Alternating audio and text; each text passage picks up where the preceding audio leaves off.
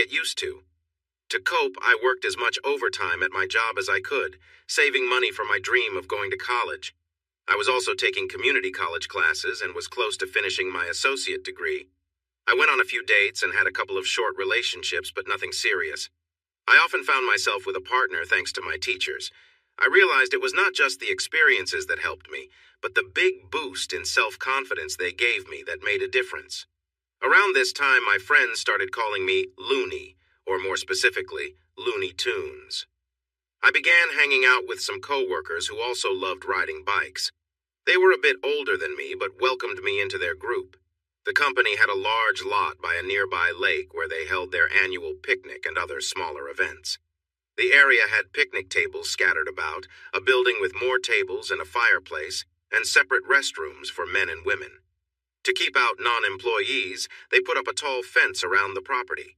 There was also a long pier extending into the water. Every spring, they held a lottery for employees who wanted to use the lot on the weekends when the company was closed. You could also reserve it during the week if you signed up a week in advance and did not miss work. I was lucky and won a weekend in late June. My friends weren't as fortunate, so I decided to invite them along. I had the place from 3 p.m. Friday until 3 p.m. Sunday, and we had to leave it clean and in good shape when we left, or I would lose my chance to use it for a year. We had a couple of months to plan. We decided to keep it simple, with 8 of us and our partners. No kids until Sunday morning. We ordered a keg and gave the partners money for food and snacks. 4 couples were in charge of cooking and cleaning on Friday, and the other 4 on Saturday. Everyone helped out on Sunday. The guys rode their bikes while the partners drove to carry the tents and other gear. On Friday, we all rode our bikes after helping the partners pack the night before. I got the keys at lunchtime, so one of the partners came to pick them up. 3 of them headed straight to the lot and set up a lot by the time we arrived. Since we weren't getting the keg until Saturday, everyone brought their own refreshments for Friday.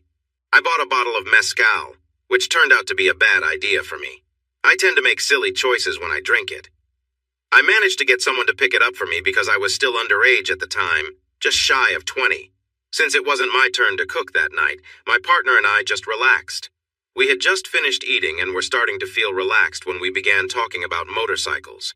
I felt a bit sensitive because my Triumph was the smallest bike there. The others had Harleys, big Hondas, and some Yamahas, all bigger than mine. They knew I was feeling uneasy, so they started showing off their powerful bikes. I argued that even though mine was smaller, I could start and stop faster than any of them. Naturally, they laughed and shouted that I was wrong, so fueled by my drink, I made a bet. All right, if you think you're so great, put your money and your bikes on the line. I bet I can start at the end of the pier, shift to second gear, and stop before I reach the end. Who wants to challenge me? Billy spoke up first. You're out of your mind. No one can do that. I bet you $20 you can't. The others joined in with comments like, absolutely, and only a fool would even try. I felt confident I could win. All right, if every one of you puts up $20, I'll show you I can do it. Let's see who is really brave. We went back and forth for about 20 minutes while the girls tried to talk us out of the challenge, but in the end, they all agreed. I asked my girlfriend to hold the money. Don't do it, Jimmy. I'm worried you'll get hurt. I laughed, gave her a friendly pat, and said not to worry. I promised if I won, I'd take her shopping. The pier was the longest I had ever seen, resembling something from the ocean. The founder of the company had it built for fishing tournaments for kids, so it had waist-high rails along the whole length. This kept the kids safe while they fished and played. At the very end, there was a ladder going into the lake for those arriving by boat. Everyone gathered at the edge of the pier for my stunt. Many of the girls were still trying to change my mind when I started my engine and rode onto the edge. Just before I took off, I shouted, "Just to be clear, if I hit second gear and the bike stops on the pier, you lose." I heard a bunch of agreement mixed with laughter in response. I revved the engine a few times and took off. I quickly shifted to second gear and my bike really picked up speed. But as soon as I shifted, I let off the gas and hit the brakes. I didn't expect the fog to make the deck slippery. I quickly realized I wasn't going to stop, so I decided to lay the bike down safely.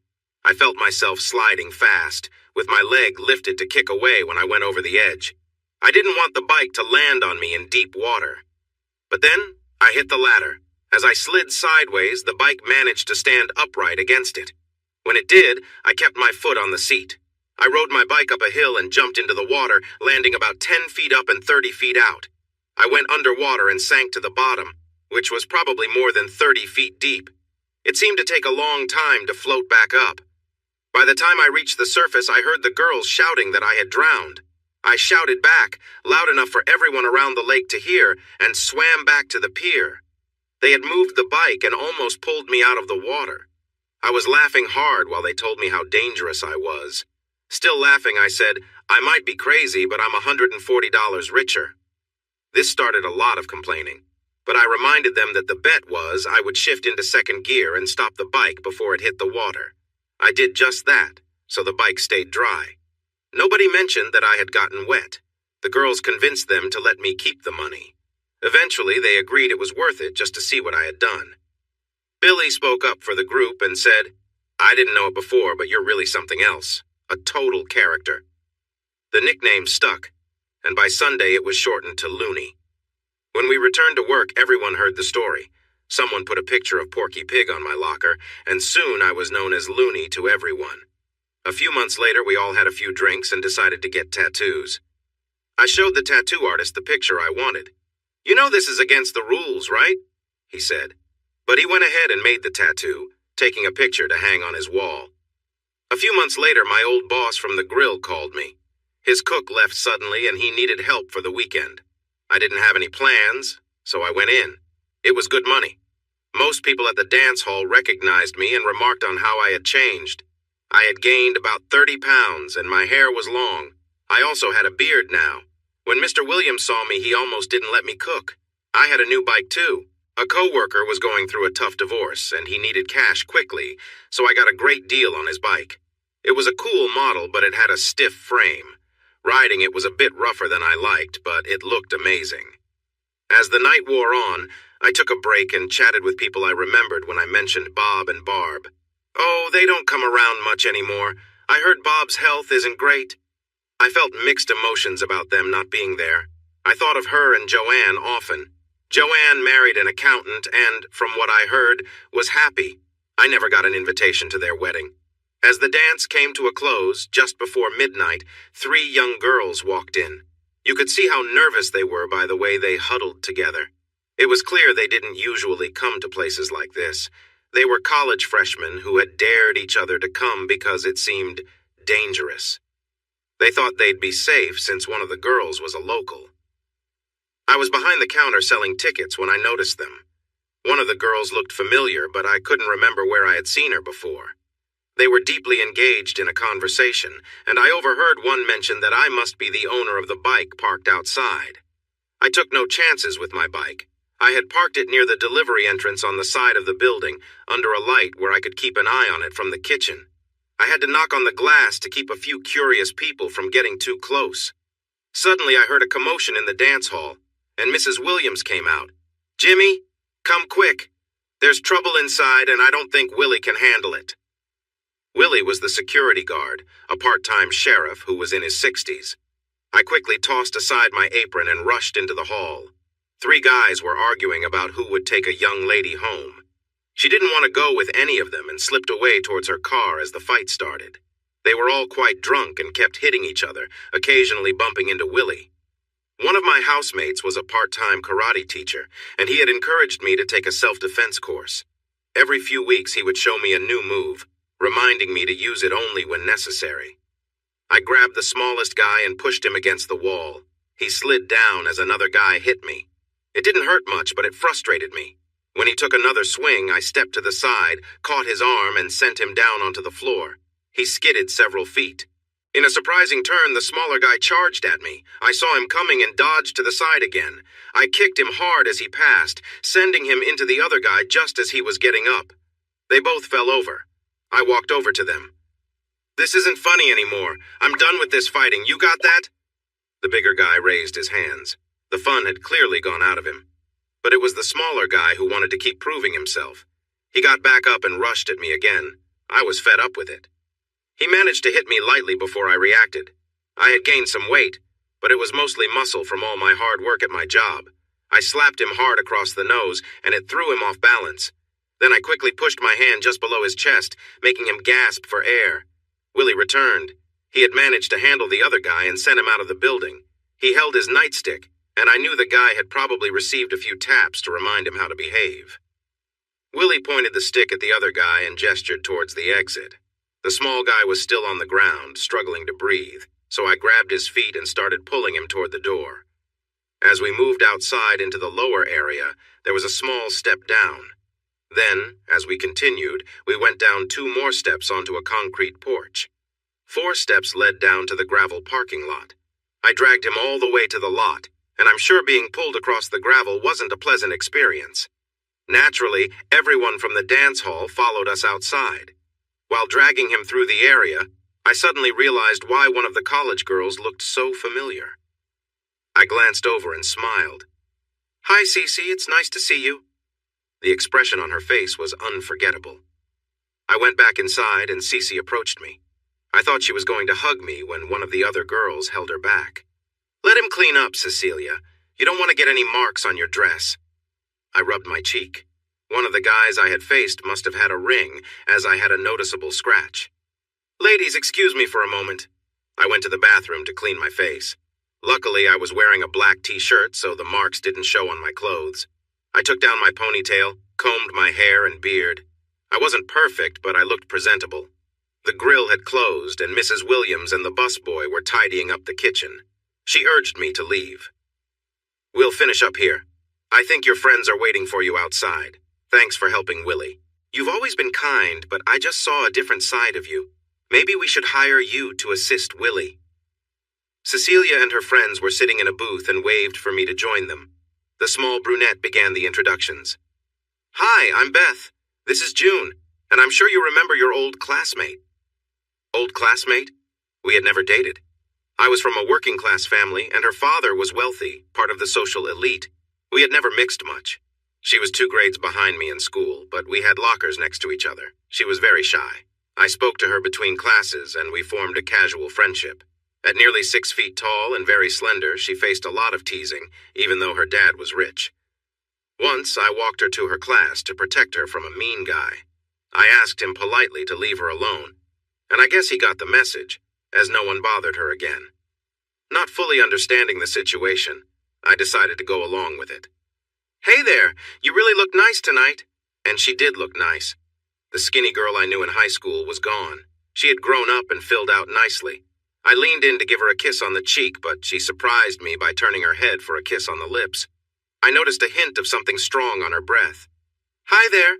I've really missed you," she said. The other 2 girls laughed out loud.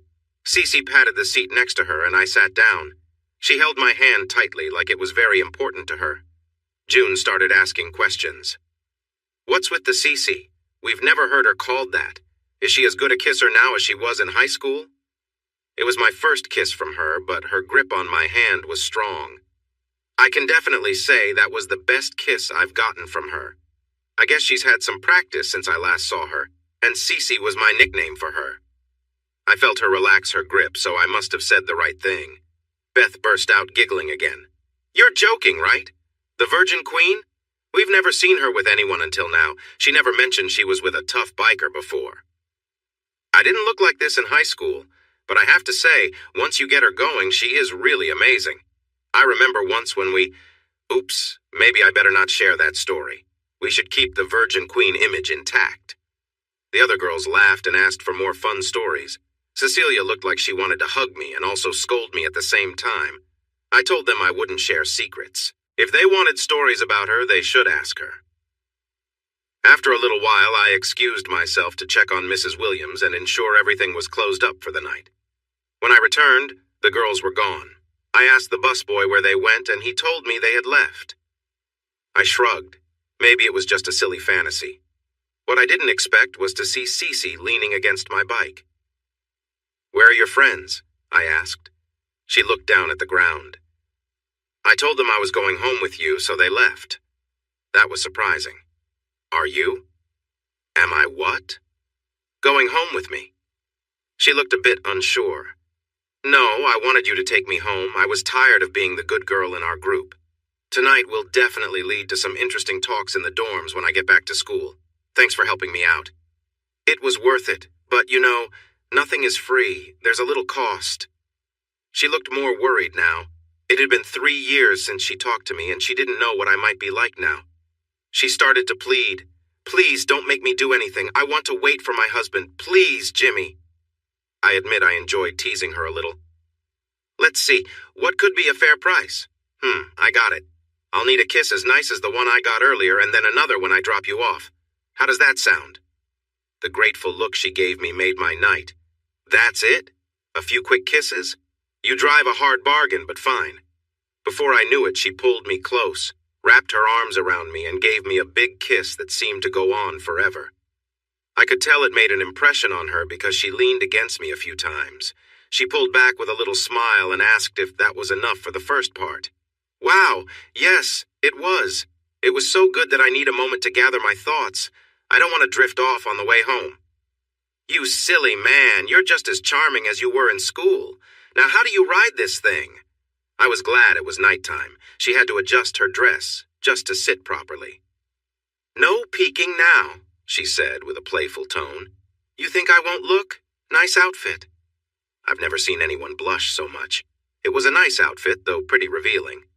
I have to wear this with this dress so it looks right. Please don't stare. No way I was going to miss that. You could always go without. Now she was just about glowing. Stop teasing me, please. I decided to ease up. Okay, here's how to ride a bike. Stay still. If you move, it can throw us off balance. If we hit a curve and you wiggle, we could fall.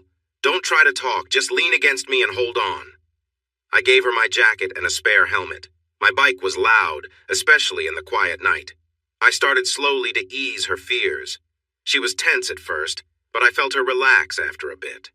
The only awkward moment came when a car full of kids pulled up beside us, laughing and shouting. Her dress flared up as we rode. If someone was behind us, they got a clear view. I could sense her embarrassment against my back. I accelerated a little to get away from them. Her dad had a farm, but he didn't work it because of his businesses. He just liked living there. As soon as I turned off the bike, the porch light flicked on. She jumped off the bike and started adjusting her dress. Her father stepped out, looking really serious. Cecilia, who are you with? Dad, this is Jimmy Wilson, a friend from school. He gave me a ride home. It was clear he didn't approve. Thank you for bringing my daughter home, Mr. Wilson. Cecilia, get inside. Well, that went over well. I didn't get the rest of my reward that night. I was surprised by the phone call I received the next day. One of my housemates shouted that a girl was on the line for me. I answered it. Jimmy, is that you? I didn't recognize the voice. Yeah, who is this? She sounded a bit annoyed. It's me, Cecilia. What are you doing right now? This was unexpected. Just hanging out. What about you? Listen, I'm at the Burger Barn with my friends. They still don't believe we were together. Can you hop on that cute little bike and come over here, please? They probably don't believe it because it never happened. Are you embarrassed to have me come to your house? I wasn't in the mood to be nice. After a moment of silence, she said, I'm sorry about my dad. I'm his little girl, okay? She laughed and continued, That's why I want you to meet me here. I kind of made them think I had to sneak around to see you. Please? I was about to say no, but changed my mind. Okay, I'll be there. But when I arrive, I expect the rest of what you owe me from last night, got it? I could hear her relief. Get here in 30 minutes and I'll give it to you with a little extra. Hurry. I didn't break too many traffic rules, but made it there in 25 minutes. They were outside with milkshakes. She jumped up and grabbed me as soon as I took off my helmet. She must have hugged me for a long time before letting go and pulling me over to her friends. They want a ride. Will you take them? Like I was going to say no. But first, we had a little chat. Only 20 minutes. No funny business. He's not just anyone. Do you understand, Beth? They both nodded. She then turned to me. And you. I know how quick you are with your hands. Behave yourself or there will be consequences. Now go have fun. She was really getting into this pretend girlfriend role. June seemed okay, but was quite nervous. Beth really got into it. She tried to move in closer to me a couple of times, but I stopped her. We stopped for gas, and I gently scolded her. She laughed. Oh, come on! There's no way the professional nice girl could be with you. This is just a joke. I felt annoyed and gave her a hurt look. She might surprise you, and she's great to be with. She has to sneak around because her dad doesn't like me. You're supposed to be her friend, so give her a break. She looked surprised I was standing up for Beth. Sorry if I was rude. I just can't picture you two together. I guess I need to change my mind about her. We were a bit late getting back, and Cecilia looked mad. But she calmed down when Beth hugged her and told her how lucky she was. The smile she gave me was bright. Come on, let's go. Say goodbye. They're heading back to school later today. I don't have classes until tomorrow afternoon, so I'm going back in the morning. We all hugged and waved as they drove away. I looked over at her. What now? Now you take me for a nice long ride on your bike. I don't need to be home until 8. What about your dad? She looked a little guilty. He and Mom are visiting my grandparents. They won't be back until 10. I didn't ask more questions. Where do you want to go? When she said surprise me, I decided to take her somewhere special. I drove on some winding roads. She felt tense for the first 15 minutes, but then she snuggled closer and relaxed. After about 40 minutes, I pulled into a small bar I knew. I saw most of my friends' bikes outside. She seemed nervous. Where are we? Relax, it's just a place I like to hang out. We can have a drink, play some pool, and I'll introduce you to my friends. It'll be fun. What's wrong? Never been to a bar before? Her expression said it all, and I couldn't help but laugh. I thought you were all about college life. Don't college kids hang out in bars and have fun all weekend? She lowered her head. I took her hand gently. Come on, nothing will happen to you. If you don't feel comfortable in a few minutes, we can leave, okay? She nodded but kept holding my hand. We went inside, and of course, my friends noticed right away. Hey, Looney, who's this? Is she okay? That's the only reason I can think of for her to be with you. I shot back quickly. Come on, guys. She obviously knows good people when she sees them. It's not about looks. She appreciates my charm. She probably blushed a bright shade. Thankfully, Marcy, Billy's wife, stepped in. Hey, stop it. You're making her feel bad. Just because she has a unique taste in friends doesn't mean you can tease her. Come on, sweetheart, sit with us. Marcy took her to the table with the other women. I noticed she started to relax a bit.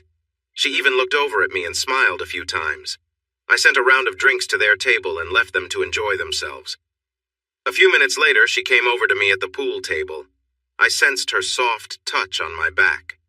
Are you having fun yet? I am, actually. Do you like my new look?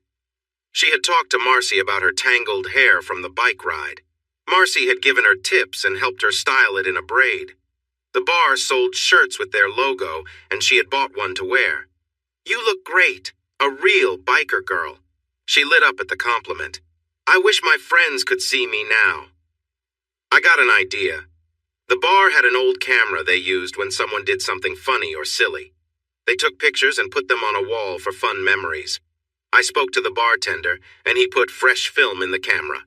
For the next 45 minutes, we took pictures of Cece, capturing her joy and laughter. Cece on my bike, Cece hugging me, Cece sitting on the table with a drink in her hand. A few of us sharing soft kisses. Some others were hugging my friends, especially the tougher-looking ones. A group of girls in bar t-shirts showed their midriffs as they posed for pictures. Cece was in the middle, and her shirt was lifted a little. We took 36 photos. I put the film in my pocket, promising to send some pictures to her dorm when they were ready. I could have had her pick them up as she left town, but I wanted to see them first. After a couple of hours, Cece seemed a bit tipsy, so we decided to leave. I had driven drunk girls on my bike before, and it could be risky. I did not know it was Cece's first time drinking more than one beer. We headed back to the burger barn for a snack. She was excited about her new experiences and needed to settle down a little. I took her home around 7 so she would be clear-headed if her parents returned early. She didn't let me into the house, so we sat on her porch swing. She rested against me with her eyes closed. Thank you, Jimmy, she said softly. For what? I asked. For last night and today. You've really lifted my spirits. I've had such a great time with you. I couldn't help but let a little sadness show in my voice. I had a great time too. It's a shame it wasn't real. She sat up and lightly punched my arm. Last night may not have been real, but every moment after my friends left was. It was the best date I've ever had. Don't doubt that for a second. She shifted a little. I owe you some kisses for today, and I always repay my debts. We shared some sweet kisses. I was caught up in the moment being close to her. She pulled back for a moment, but then leaned in again, smiling. I took that as a good sign and continued to kiss her. She giggled softly as we enjoyed the moment. It all came to a halt when I reached for her waist. She pushed me away. No! She pulled back more firmly. Can't blame me for trying. I told you the only one I will give myself to is my husband. I was trying to listen, really. But I was still a little distracted by the moment. It finally sank into my mind. I apologized, and I meant it. I also warned her that if she let guys get that close again, she might meet one who wouldn't take no for an answer. Nobody's ever gotten this close to me. I'm feeling really restless right now and just need some relief. Suddenly, I remembered something Barb said about how a good partner can be really helpful. Cece, I can assist you with that, and you can still keep your innocence. What are you talking about? If you get me out of my jeans, I know what will happen. I would keep my clothes on. It would be gentler. You would feel better and still remain untouched. She seemed surprised, and I was teasing her a bit. That's a bit much. Her response was weak. I was playful in my advances. No, it's not. It's a beautiful way to share closeness. It shows I care about your pleasure. She hesitated for a moment. What would you want in return? Nothing. But if you wanted to share something back, I wouldn't mind. This genuinely surprised her. I'm not sure I could do that. You don't have to, okay? I had gently undone her jeans, brushing just above her waistband. After a moment, she stood up, took off her jeans and undergarments, and kicked away her shoes. What happens next? I grabbed a pillow from the big wicker swing we were sitting on and placed it on the floor. I arranged the rest and had her sit down. Kneeling in front of her, I began to tenderly touch her legs. She was trembling. Whether from fear or excitement, I wasn't sure. I started with light kisses at her knees and worked my way up, being gentle and careful. I noticed her breathing quicken as I got closer. When I reached her legs, I kept it gentle and made sure she felt comfortable. She seemed a little uneasy, but I encouraged her. It felt good to see her excited. She started to express her feelings, whispering encouragement. I knew when she was close to an important moment, so I shifted my focus, being attentive to her needs. It was clear she was feeling something powerful, and I wanted to ensure the experience was good for her. Afterwards, she seemed overwhelmed with joy and relief. Wow, I should have done this a long time ago. I embraced her and replaced the cushion we had used. I felt quite happy, but I also knew I had to keep my promise. After some time, she leaned in and kissed me, which surprised me, and it felt sweet. What's that about? I asked. I think I taste a bit sweet. Did you notice? Like something delightful. I could get used to this, she said with a laugh. More giggles filled the air, and she glanced at me with a playful smile. We shared a moment of warmth and connection, talking and enjoying each other's company. She seemed curious, asking light-hearted questions, and we both laughed at the funny turns our conversation took. So, is that really true? She asked, eyes wide with genuine curiosity. Do people actually talk like that? Apparently, I replied, grinning. We continued talking, our conversation moving from one funny topic to another, making each other laugh. At one point, she asked more questions about things she'd heard from others or seen in movies, finding it all amusing yet a bit puzzling. By now, we were both laughing so much that it was hard to keep a straight face. She leaned in closer, still full of questions, but her tone remained light and humorous. Suddenly, we heard a sound from inside the house. The phone was ringing. An answering machine picked up, and we heard her mother's voice. Sweetie, Cecilia, are you home? We're heading back a little early. Should be there in about 20 minutes. Could you put on a pot of coffee for us? She sat up quickly, a bit surprised by the sudden interruption. We looked at each other, both a little startled, but laughing at the timing. Oh, no, she said with a grin as we both quickly straightened up, chuckling at the whole situation. She paused for a moment, amazed. Then she jumped up and shouted, Oh, no! Get your clothes on and leave! I have to change, make some coffee, and shower! I found it funny and laughed while I fastened my belt. Relax, I'm almost out of here. You're doing great with your shower. You've already taken off most of your clothes. She looked down. The only thing she still had on was her shirt. She glanced back at me, wide-eyed for a moment, and then burst out laughing. She grabbed me and gave me one last quick kiss. Goodbye. See you tomorrow. She quickly picked up her clothes and dashed into the house. I hopped on my bike and rode away, eager to leave before her dad got home. I was still smiling when I went to bed. The next day I had to work and thought I had seen the last of Cece, but she surprised me by coming to visit during my lunch break. She brought me a bag of burgers, gave me her school address and phone number, showered me with hugs, and asked me to send her some photos. I also had to promise to call her on Friday. Then she jumped back into her small car and drove off. That Friday, I called Cece, and I kept calling her every Friday for months. The photos were a big hit with her. She told me that guys were starting to notice her. She also began collecting biker bar shirts, mostly from our outings together. She bought some from shirt shops and motorcycle dealerships, too, and even got a couple for me. We still had to keep our time together a secret, which started to bother me. Usually, she would be with her parents on Friday night, go out with friends on Saturday since I often worked, and then spend Sunday with me. This continued for a while. She often invited me to visit her at college, but I never found the time to go. Fall turned to winter, and then spring came. I hoped we'd have more time together in the summer, but she found a course she wanted to take and decided to stay at school. I wasn't happy with that choice. Did she see other people? Probably. We hadn't made any commitments. Did I see others? Yes. I was enjoying life while she wanted to wait until marriage. We only had some fun kissing and hugging. It was enjoyable, but also a little frustrating. I learned she could be jealous. One weekend, she said she wouldn't be home, but then her mom convinced her to attend an event. I tried to call her, but I had other plans and spent the weekend with someone I met through friends. We were at the burger barn when she saw us pass by on my bike. The woman I was with was attractive. When she went by, she was wearing cut-off jeans and a top. Marcy told me that Cece marched into the bar on Sunday looking for me. I wasn't there because I spent the whole weekend with my new friend.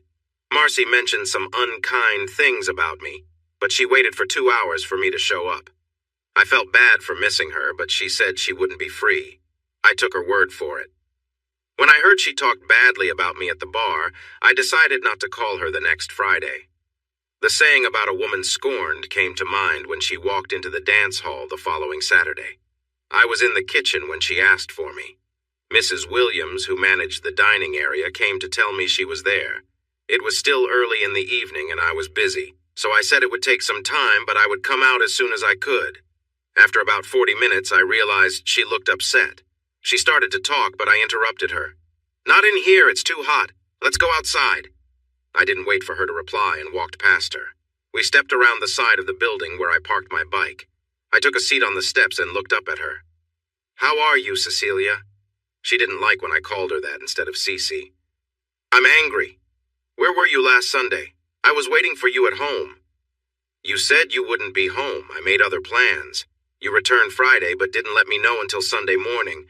I don't just wait around by the phone hoping you'll call so we can meet secretly. I like you, Cecilia, but we haven't promised each other anything. So what do you want?" I think she wanted me to say sorry, but I was being honest. She stood up and brushed off her jeans. "Maybe we shouldn't see each other if this is how you feel. I don't want to be a distraction in your life." She still looked like she expected an apology, but I don't think she knew what for. It didn't really matter to me anymore. "Thanks for understanding. It was fun, but not meant to be.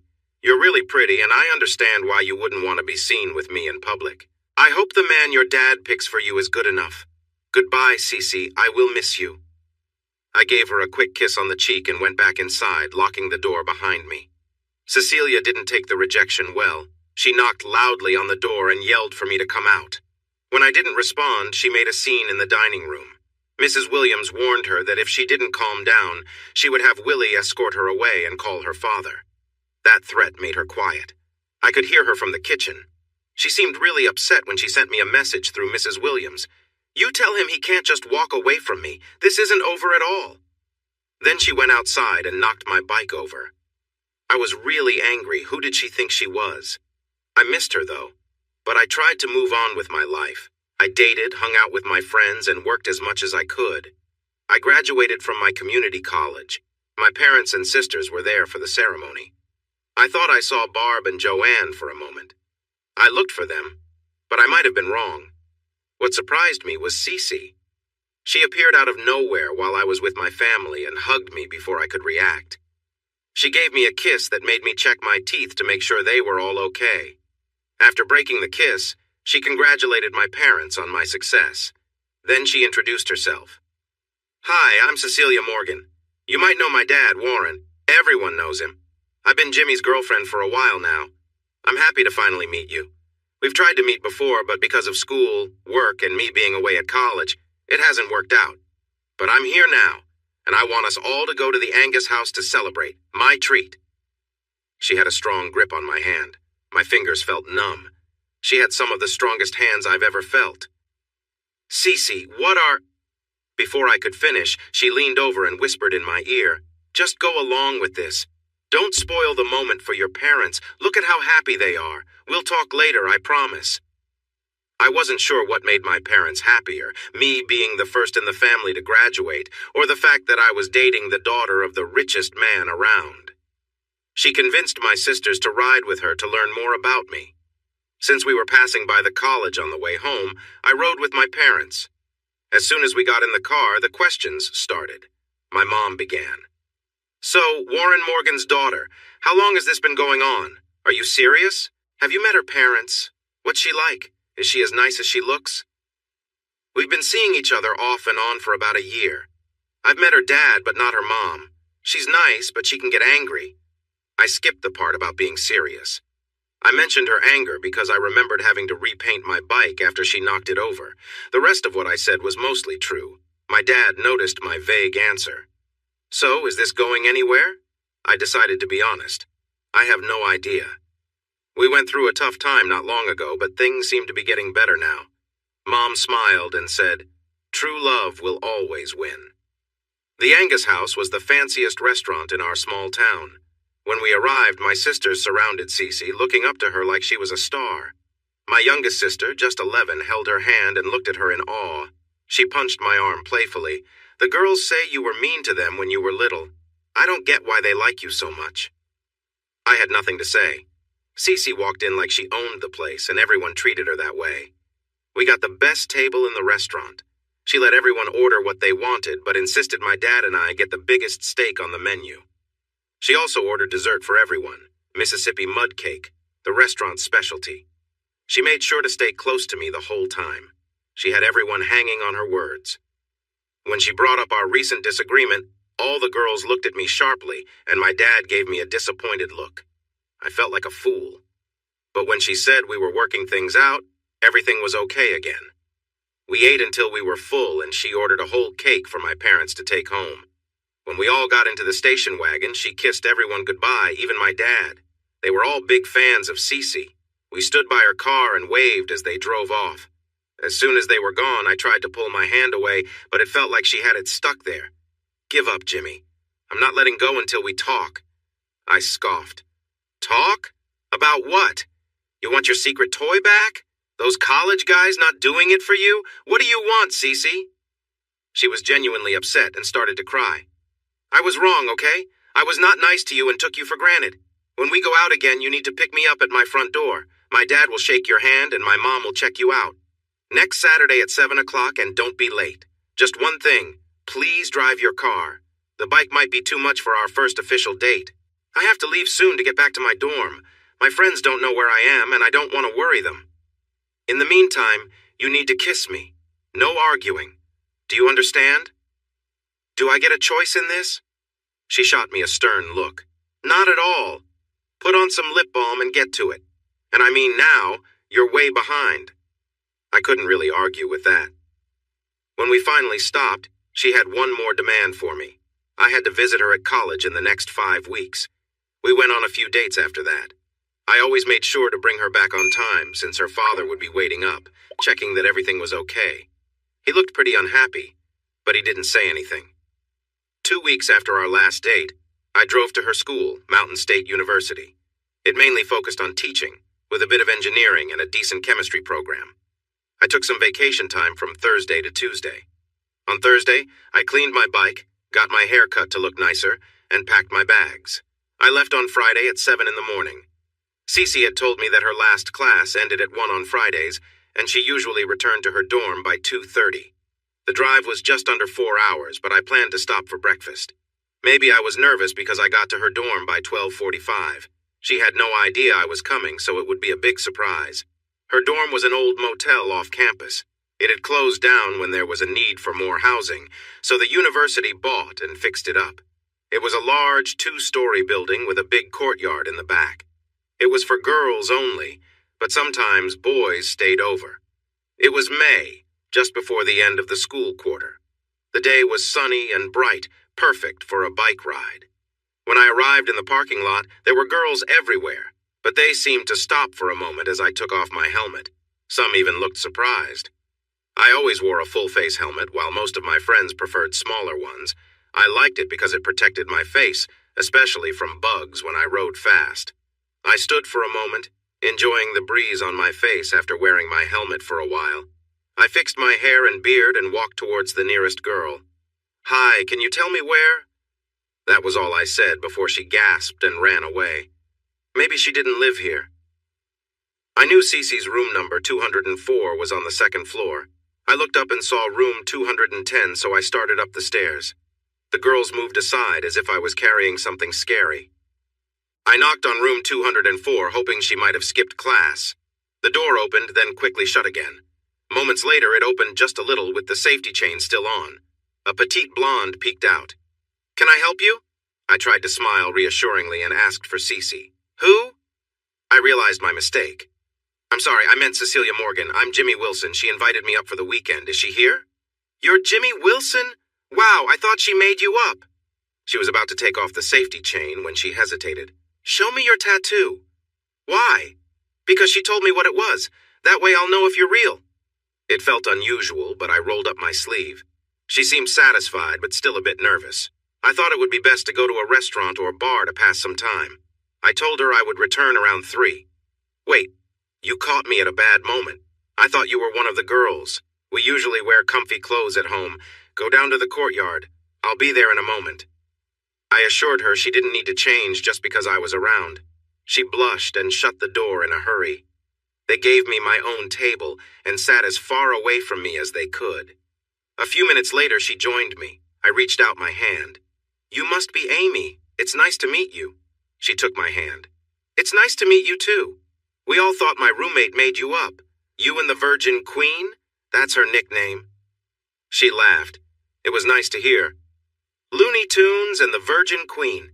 Sounds interesting, right? Did you really almost ride your bike off a pier?" I told her the whole story.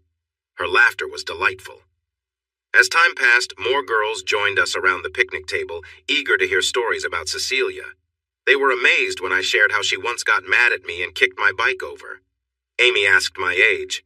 I mentioned I had just turned 22. Hearing this, the girls wanted me to buy them drinks. I tried to excuse myself politely. "Sorry, girls, I don't know where the store is." They all offered to help with directions and even drive me. But Amy finally spoke up. "Hold on, everyone. Do you want to get in trouble with the Virgin Queen? She's tougher than she looks. But as her best friend, I'll go with him. You all stay here and wait. Remember, no boys. At least not until we're back.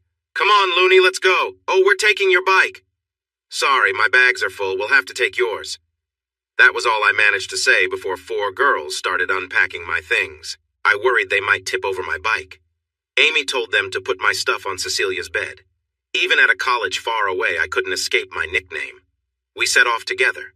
Just so you know, we managed to fit 3 half-gallons and 2/5 of drinks into my collapsible saddlebags, plus 2 pints of peppermint schnapps, which Amy said Cecilia adored.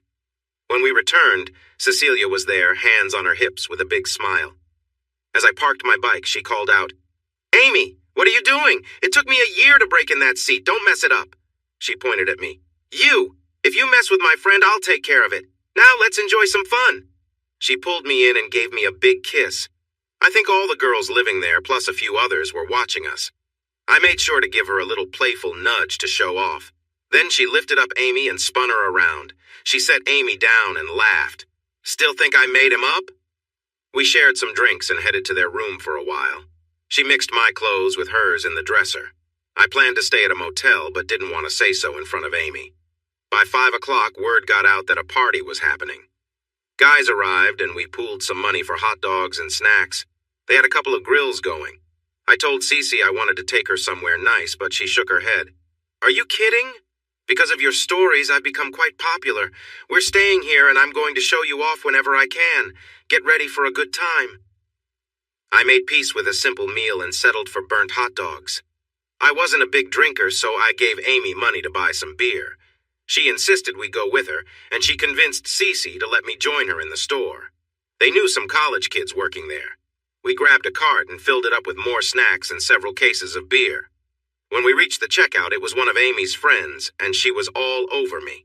His eyes went wide. Right then, she said, "Don't drink too much, I want you to be ready for later." The girl at the next register couldn't stop staring at me. I decided to join the fun. I pulled out some money and gave him a $100 bill. After he handed me the change, I turned back to Amy. "Don't worry, when the time comes, I won't let a few drinks slow me down." The lady behind us dropped her juice. I laughed and looked at the cashier. "Looks like we need a cleanup." Then, surprising everyone, I picked up Amy and tossed her over my shoulder. I winked at the cashiers and looked down at the snacks, then back at them. I know what I'll be eating first when I get her home. I pushed the cart out the door while still holding Amy. She looked back and shouted, "Bye, Tim! See you in class on Monday, maybe?" I had already decided that if she giggled, I would set her down, but she kept laughing all the way to the car. Cece said there were a lot of people watching us leave. When we returned, Amy shared the story. It became quite a hit on campus the following week, growing more exaggerated with each telling. When people asked her about it, she would shyly look down. I really don't like to talk about it. I'm not quite sure how to explain my tattoo to my parents, but it's in a spot that shouldn't get noticed easily. I can only say that I wasn't completely sober when I got it. The party was one for the books. More and more people kept arriving, and at one point, there were at least 150 people. The courtyard, the rooms, and even the sidewalk were packed with cheerful, mostly tipsy college students. The music was loud, and before long, the police came by. They were used to the noise in a college town and told us to turn it down and stay off the sidewalks. That lasted just a moment after they left. I met some of Cece's friends, but I couldn't remember their names. Cece looked great, wearing a biker shirt tied just below her chest. It was clear she wasn't wearing a bra. Her hair was in a French braid, which was different from her usual style at school. I saw more than one guy looking at her, and it started to bug me. She noticed and seemed to be enjoying the attention. "Don't worry, baby. I'm yours," she said with a smile. "And trust me, if you went up to most of them, they'd probably back off." I realized that guys were keeping their distance from me, but girls seemed to like me more. Some girls were a bit too friendly, but Cece quickly set things straight. "Back off, please. He's mine, and trust me, guys like him are a bit hard to handle. If you don't, I might show you a thing or two." A lot of people heard her, and the girl stepped away. Cece definitely established her place. Amy stayed close most of the night, and as time went on, I found myself with one arm around Cece and the other around Amy's shoulders. Neither seemed to mind. Eventually, Amy found a guy she liked and went off to grab some drinks. The party ended when 3 girls and 2 guys thought it would be fun to run around the block without clothes. The police returned and shut everything down. I hadn't drunk too much. Cece had consumed a pint of schnapps and a few beers and was feeling pretty good. We came across Amy, who had fallen asleep on a picnic table. People were stumbling around, and we noticed a few passed out in the courtyard. Unsure of who belonged where, we decided to leave them. Amy was small, barely 5 feet tall and around 100 pounds, so for the second time that night, I put her over my shoulder. We went back to the room, saying goodnight to others as we passed. Cece made sure several people heard her say it was probably a good thing Amy was asleep. That way, the fun we were planning wouldn't disturb her. Once we were in the room, I let Amy down on her bed. I looked at Cece and asked, "What now? Should I find a motel room?"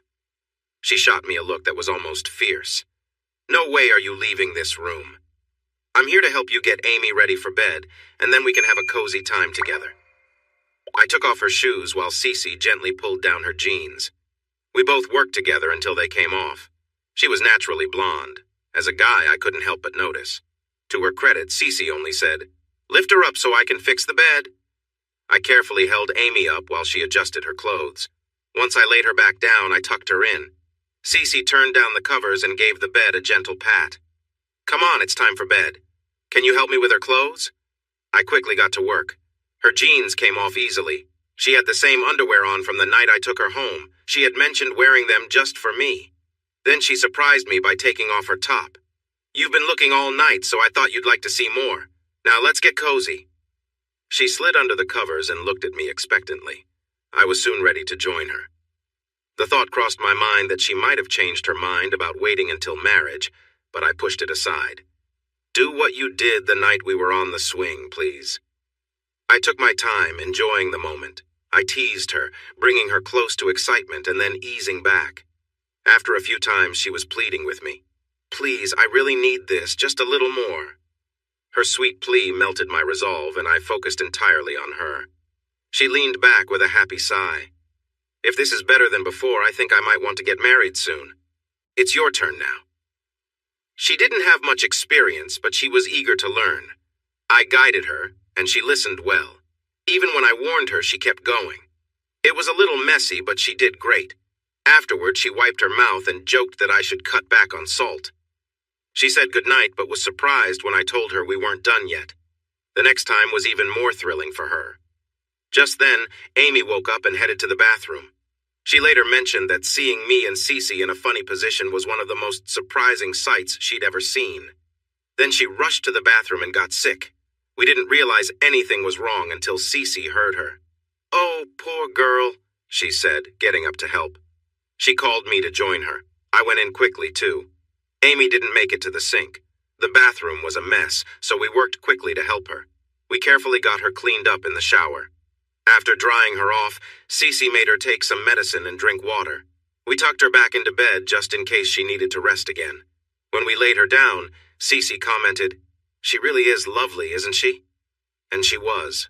Small and delicate, with a beauty that stood out. She had been a swimmer in high school and still had a nice figure. I could sense her thoughts. "Yes, she is, but she's not like you. It's like comparing a fairy to a goddess." She was gently moving back and forth against me. "Nice answer. Now let's go back to bed. I need to sort this out." She reached around and touched me. She did help me feel better, but unfortunately she was still inexperienced. Early the next morning, around noon, people started waking up. One of their friends knocked on the door to invite us for breakfast. We didn't think to lock the door, and when we didn't answer, she opened it, eager to wake us up. I was lying on my stomach. Cece was sprawled across me with her back to the door. Amy was curled up on her bed. None of us were covered, and we were all still in our PJs. She gasped in surprise, left the door open, and tried to wake everyone. I felt like we were part of a funny show. I finally woke enough to hear them talking. I hope he turns over. What did I have to lose? I stirred and rolled over. I was feeling awkward. There were 5 girls standing in the room who ran out laughing. This was turning into a wild weekend. Cece mumbled but didn't wake up. They had all drank a lot more than I had the night before, while I felt pretty good. I covered both girls and went to take a shower. After that, I went out to find breakfast. I asked one of the girls if there was a Denny's or IHOP nearby. The 2 next door offered to take me, so we left. I bought them breakfast and got something to go. We were probably gone for just 45 minutes. IHOP was just down the block. They were still asleep when I got back. I laid out breakfast on their small table, found a coffee maker, and started it up. I found some juice in the fridge and poured each of them a glass. Going to Cece first, I nudged her awake with a gentle nudge and a kiss. I pointed to the table. She got up, used the bathroom, and came out wearing a shirt. "Food first, shower later," she mumbled. The smell of coffee woke Amy. She sat up, stretched, and wished us a good morning. Glancing down, she noticed she was in her pajamas. Surprisingly, she didn't panic. She grabbed some clothes and headed to the bathroom. She came back and sat at the table. I placed a cup of coffee and juice in front of her and stepped back. "No loud talking, please. Let me wake up. I'll want to hear about last night later, but not yet. Could I have a glass of ice water, please?" I got Amy the water and some more Tylenol, then stepped outside. It was another beautiful day. While I sat at the picnic table, the girls from next door came over and apologized. They said what they did was fun, but not right. I told them not to worry, what happened here stayed here. They said they wanted to take us to a bar that night to make up for it. I told them it was Cece's weekend, and what we did was up to her. Cece came out first. She gave me a sweet kiss and a hug. Thanks, everyone. I'm now officially a local legend. We settled down in the sun. Amy joined us, wearing big sunglasses. She squeezed in next to Cece. Did I make a fool of myself last night? I wanted to tease her, but decided against it. No, we found you asleep and took you to your room. Old advice, never mix different drinks. We helped you clean up, and then you slept soundly the rest of the night. But thanks to our adventure this morning, I think we're officially a trio. They exchanged looks, and something seemed to pass between them. Is that so bad? Amy asked, hugging Cece. I shrugged. Not for me. I won't be staying here, but it might be a bit tougher for you. Some guys might be more forward with you, and so might some girls. Cece sat up and smiled. If they do, I'll tell them to leave our friend alone. After all, you're always just a call away. This was not the talk I expected at all. By 4 o'clock, everyone in the dorm started to feel human again. Room 402 was becoming a gathering spot. Cece told me she had never seen so many people stop by before. At 1, everyone was swearing they would never drink again if they were just allowed to get through the day. But by 5, plans were already being made for what bars to visit. Such is the energy of youth. Cece's friend Beth arrived, saying she had to see it to believe it.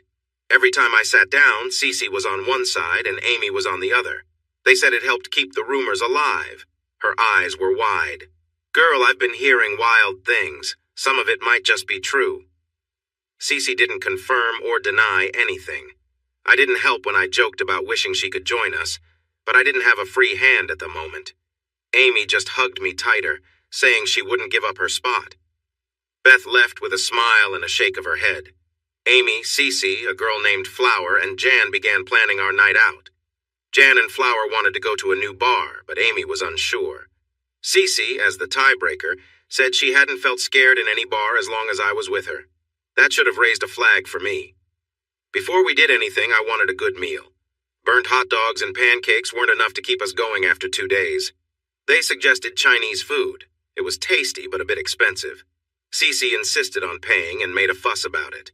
When I picked up the bill, I told her no, and if she didn't stop, I might have to playfully scold her. 3 mouths dropped open, and Amy just seemed bored, suggesting we take the food back to the room. Cece wanted to pay because her family was well off, and she knew I was still saving to go back to college. Holding on to my dream of becoming a teacher, I had to budget carefully. I worked full-time and did extra hours whenever I could. I also had a part-time job at a grill on Friday and Saturday nights. This helped me save up $11,000, enough for a year of college back then. I planned to enroll next year and hoped to find a good part-time job once I started. This trip was the first break I had taken since high school, and I was ready to enjoy it with some money to spend. We decided to go to the Black Dog Saloon. It was a place not recommended for college students. It was more of a working-class bar with some bikers around. It felt like my kind of place with its local vibe. When we entered, a 4-piece band was setting up, and everyone's attention turned to us. In places like this, the regulars check out newcomers before deciding how to treat them. I had been through this before, but had avoided any awkward moments when Cece wasn't around. I had put on 10 more pounds since high school, bringing my total weight to 212 pounds, but I was tall at 6 feet 1 inch. I also had a beard and hair that made me look older, so most people left me alone. Walking in with 4 attractive women made sure we stood out. They were all wearing tight jeans and biker shirts, and their hair was styled in braids, except for Flower, who wore a bandana. This was all part of their plan. We found a table near the dance floor, and I ordered a couple of pitchers of beer from the bartender. We shared a look that said we were on the same wavelength. "Are you from around here?" he asked, trying to make conversation. "No, we're just passing through to see an old friend," I replied. It wasn't a complete lie. College kids often pass through after graduation. As I looked around, I thought, I think I'm going to enjoy this place. It feels like my hangout back home. "Where's that?" he asked, still curious. "The Broke Spoke. Have you ever been there?" The Broke Spoke was known as a rough biker bar between here and the coast. He looked at me with interest. "I've heard of it, but I can't say I've been." I chuckled. "It's not fancy at all. That place is probably 100 years old. Every time it rains, I worry the roof will collapse. I think it's been condemned twice, but Grizzly must have some connections because it hasn't closed yet." Everyone who rides had heard stories about Grizzly's temper. See that little blonde over there? She's Grizzly's granddaughter and she's in school here. He's paying for her education. I promised to check on her while I was in town. Luckily, she doesn't resemble him at all. Little did Amy know she had gained a new grandparent. I had actually met Grizzly at the Broke Spoke before. He had long gray hair and a long beard. His broken nose had never been fixed, and he had a deep scar under his right eye. One side of his left ear was missing. I told him I needed to get back to the girls, leaving him with some things to think about. I noticed him watching and talking to some guys about us. We were likely quite a topic of interest. 2 pitchers of beer don't last long when 5 people are drinking from them, so half an hour later, when the barmaid came to collect the empties, I asked her for a new one. She had a rough charm about her and didn't hide her interest in me. She looked at the girls. Are they yours? Or are you just looking after them? I felt Cece tense up. It seemed like trouble was brewing before the band even started. I was sitting between Cece and Amy and pulled them a bit closer, mostly to keep Cece calm. These 2 are with me. We're just checking out those 2. It might work out. What can I say? I have a lot of energy. The girls giggled, feeling more at ease. Flower and Jan nudged the barmaid to suggest that I might be looking for a big bed before the night was over. The barmaid couldn't help but glance at the table before leaning in closer. Cece reacted with a low growl. I turned to the waitress. Don't mind her. We've only had a little fun today, and she gets a bit cranky if she doesn't get enough attention. I gave Cece a gentle squeeze on her shoulder for a moment to lighten the mood. Just stay cool. I want to save some energy for those 2. Amy can keep you company tonight. Amy quickly picked up on it and playful nudged Cece's side, encouraging her to relax. Exactly, we'll have our own fun. I felt good, enjoying the lively night while the waitress looked at me, hesitated for a moment, then went to get our drinks. The band started up and they were pretty good. Soon we were all dancing.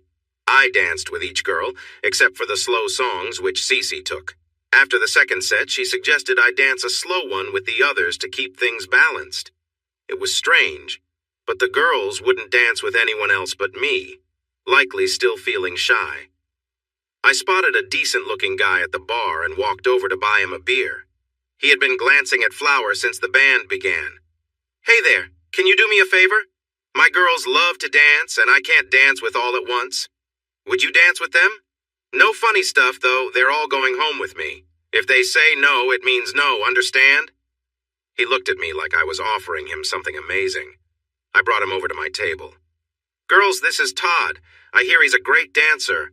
Who wants to show him how it's done? Before he could even set down his drink, Flower was pulling him onto the dance floor. The night had been going so well. We'd made new friends, and the tables were packed with everyone laughing and enjoying the music. Cece was thrilled when I told her I'd save all my dances for her, and even Flower was bold enough to slip Todd her number. Everything was just right until the last set took a turn. While coming back from the bathroom, the waitress pulled me onto the dance floor. I didn't want to cause a fuss, so I went along. Cece was laughing and having fun until she spotted me with the waitress, and her smile faded quickly. Meanwhile, Jan was sitting at the table when a big guy came over and grabbed her wrist, trying to pull her to the dance floor. She was clearly uncomfortable, shaking her head and resisting, but he wouldn't let go. I immediately stopped dancing and headed over. Jan, would you like to go back to the table? I asked. She nodded, her face pale with fear. It was obvious she didn't want to go with him. Turning to the man, I calmly said, She doesn't want to dance right now. Maybe you should ask someone else. The guy, who looked pretty rough and was clearly a bit drunk, shot back, This isn't your business. Sighing, I reached for his hand and gently twisted his pinky back, a move I'd learned in self-defense training. He let go of Jan immediately, and she hurried back to the table. I stayed with her to make sure she was okay while Todd tried to help her calm down. Just as she was relaxing, the guy stormed back to our table, clearly angry. He sneered at me, saying, Who do you think you are, bringing in all these pretty girls and keeping them to yourself? I'll take her back to dance, and maybe she'll come back when I'm done. Years ago, a friend taught me some useful self-defense techniques for situations just like this. I stayed seated, grabbed the edge of the table, and pushed it sharply into his legs. The surprise and impact made him stumble forward, using his hands to brace himself. Seizing the moment, I steadied myself and delivered a quick, controlled move to push him back, hoping it would end the confrontation. The scene left a bit of tension in the air, but everyone around us rallied together, helping Jan feel safe and letting her know she was surrounded by friends. The rest of the night may not have been as carefree, but we all stuck together, looking out for each other until it was time to head home.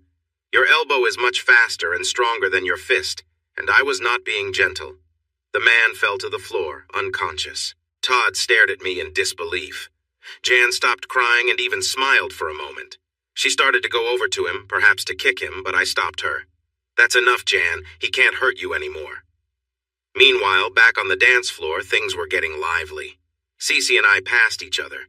I was taking Jan away from the troublemaker, and she was getting the waitress. Cece was yelling at the waitress to keep her hands off her boyfriend.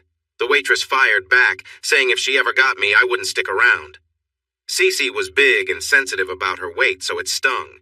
Amy and Flower, along with another girl they had met, were trying to calm Cece down. One of the bartenders had grabbed the waitress to keep her away. I gently took her arm, trying to lead her back to the table. She turned and slapped me hard enough that everyone could hear it over the music. She raised her hand again, but I stopped her, turned her around, and swatted her on the shoulder. Then I grabbed her hair and brought her face closer to mine. "If you don't settle down right now, I'm walking out of this bar, heading back to your dorm, packing my things, and you won't see me again. It's your choice." I let go and stepped back. She looked at me for a moment before bursting into tears. "Please don't leave. I'm sorry." How could I stay upset with her? I hugged her back. She turned to the waitress and extended her hand. "I'm sorry." The waitress hesitated for a moment, but then took it. Cece pulled her in for a hug. I thought it was a kind gesture. Amy later told me what really happened during that hug. While hugging, Cece warned the waitress, "If you touch him again, you'll regret it." The waitress, not backing down, replied, "If you turn your back on him, I'll have him and be gone before you can even grab a snack." It nearly sparked another argument. When we returned, the manager was looking down at the man still lying on the floor. "What happened to him?" he asked. I shrugged. "I'm not sure. Maybe he drank too much and passed out. You might want to cut him off earlier next time." He smiled slightly. "Looks like some people can't handle their drinks." He turned to his friends. "You guys, pick him up and put him in his truck. He can sleep it off there." The girls were gathering their things. "Leaving already?" he asked, pretending to be surprised. "Yeah, I need some rest," I replied seriously. "Well, have a good night. Come back any time." I sent the girls out to the car and then bought them all a shirt. The bartender gave me mine for free. "I'm glad you're not from around here. I don't think I could handle this kind of excitement regularly." "What excitement?" I asked. "This isn't a typical Saturday night. What makes it so special?" I smiled, feeling a bit innocent. "Well, first, a guy shows up with 4 women and says he's with them all and they seem fine with it. Then he knocks out a really tough guy without even getting out of his seat. I don't think he even put down his drink. After that, your tall girlfriend almost has a fight with my friend who is a waitress because she seems to like you a lot. When you said it was time to leave, those women followed you out like a group of friends, leaving many of the guys here surprised. Not one of them tried to stop you. In fact, they all asked you to come back. You must be either the luckiest person, the bravest, or the smartest I've ever seen, or maybe all 3 to get through a night like this. It might not always be exciting, but it's definitely interesting." I offered my hand, and he shook it. "Well, I have to go now. It's time to get my kids to bed." We got back to the dorms before 1. Many people were still awake, and all the girls, except Cece, shared stories about the night. It added to the legend. Cece and I didn't talk much as we prepared for bed. I asked if she wanted me to stay at a nearby hotel. She gave me a look that showed she wanted me close and told me to get into bed. I still felt the warmth of her hand on my cheek, and when she changed, I noticed a perfect shape of my hand on her cheek. I felt bad and apologized, offering to kiss it better. She let me do that a few times before we cuddled up and fell asleep peacefully. On Sunday, I was pretty worn out. We went out for breakfast, then took Cece's car for a ride. We drove down winding mountain roads, and I wished I had my bike with me. We stopped at little shops and bought some silly souvenirs. She insisted I buy 2 big stuffed purple turtles, one for her and one for Amy. Amy wanted to join us, but I wanted some time alone with Cece. I think Cece would have let her come if I had said yes. Amy looked a bit sad when we left, so I promised to take them both out for dinner when we got back. Suddenly, Cece asked, "Do you like Amy?" "Oh, she's really sweet." "Be honest, do you like her?" My stomach felt tight. I sensed something was up. "I like her a lot for someone I've known less than 2 days. Why do you ask?" She stretched, catching my attention. "Oh, no reason. Just curious." As I learned over time, that often means something's on their mind, but right then, I didn't think anything of it. The day was calm and peaceful. We had lunch at a burger place, feeding each other fries. We bought a bottle of wine and drank it at a viewpoint on a blanket. We shared kisses, cuddles, and made happy promises. We returned home feeling joyful and smiling, but there's always a shadow in the distance. When we returned to the dorm, Amy was in the courtyard in tears. Cece rushed over to see what was wrong. A guy Amy was seeing had learned about our weekend and confronted her about it. They weren't serious, but he felt differently. He told her she had embarrassed him and that he would make her regret it. He didn't hurt her, but he grabbed her and shook her, making her fear for her safety. I looked around but didn't see any men nearby. "Where is he now?" I tried to keep my voice steady. I think she finally noticed me. "You need to go. Some guys scared him off, but he said he would come back with friends to teach you a lesson. Please, just go." With my passion for study, I planned to stay. I noticed a few other people watching, so while Cece comforted Amy, I went to talk to them. One of the boyfriends, Jack, confirmed what had happened. The guy was an athlete on the football team. They had a terrible season and hadn't won a single game, so he was really upset. Nobody liked him, but his size made people hesitant to confront him. Amber, who lived 2 doors down from Cece and Amy, said they had called for more guys to back me up if needed. I appreciated that, but told them to stay clear. I wasn't sure how much time I had, so I went to my room to grab my jacket and gloves. I got the jacket from a motorcycle shop. It was a thick leather with extra padding in the back for safety. The gloves were light and flexible, meant to protect my hands if I had to defend myself. This was as ready as I could be, so I sat down and waited. It didn't take long for him to return. He only had 3 friends with him, but they were large and intimidating. By this time, we had gathered a decent crowd. I asked everyone to stay out of it, and they agreed, as long as I didn't mind if they jumped in if things got rough. The group approached, and he shouted, "Hey, jerk!" I ignored him and continued to chat with Jack about harmless topics. He stepped closer. "Hey, I'm talking to you." I looked up, feigning surprise. "I'm sorry, were you addressing me? It's not Jerk. The name is James. Call me Jimmy. How are you?" I extended my hand. He looked confused. He almost shook it but pulled back instead, and a girl laughed. This made things worse. "Which one of you laughed?" I raised my hand in a calming way. "Please, sir, that kind of talk doesn't suit you. What brings you here? Let's sort this out quickly so my friends and I can return to our chat." Smirks began to appear on faces around us. He was quickly losing control of the situation. He smirked. "I thought you were a tough biker. You talk like a weakling." "Weakling? I didn't realize that was still a thing. Are you saying I'm less of a man than you? Where's the proof for that? Maybe you see my good looks as a sign of weakness. Sorry, that's not my way, but I'm sure you'll find someone who agrees. Let me take this further. You don't think I'm tough, but you brought 3 friends to help you. What does that say about you? Even though you have a lot more weight than I do, you still doubt you can handle me alone. Maybe that makes you the weakling." I said this on purpose. Angry people make mistakes. By questioning his ability to take me on his own, I hoped he would tell his friends to stay away. If it came down to it, I could rely on my training and the advice of my friends. Strike first, strike hard, and never let them get back up. Remember, this isn't a fair fight. They want to hurt you. Aim for soft spots and sensitive areas. Forget the jaw and stomach. Go for eyes, throats, toes, and kneecaps. If you have time, plan your move, and it will come naturally. And remember, there's always someone stronger or luckier than you. You can't win them all. My words worked. He glanced at his friends. "He's mine. Don't get involved unless his friends do. This will be entertaining." He slipped into a childish mindset. Remember how it was when 2 guys were about to fight? There was always a long period of talking before anyone actually threw a punch. I had left that behind long ago. He started with his boasting. I'm going to enjoy taking you down. When I'm finished? That's when I grew tired of his talk and stepped hard on his toes. He was wearing flip-flops, and my heavy boots were tough. I would like to think I heard him, but I'm not sure. I did hear him shout. When he bent over out of instinct, I grabbed his arm, twisted it behind his back, and pushed him into a nearby post. He hit his head. I might have done more, but the police showed up. His friend had called them.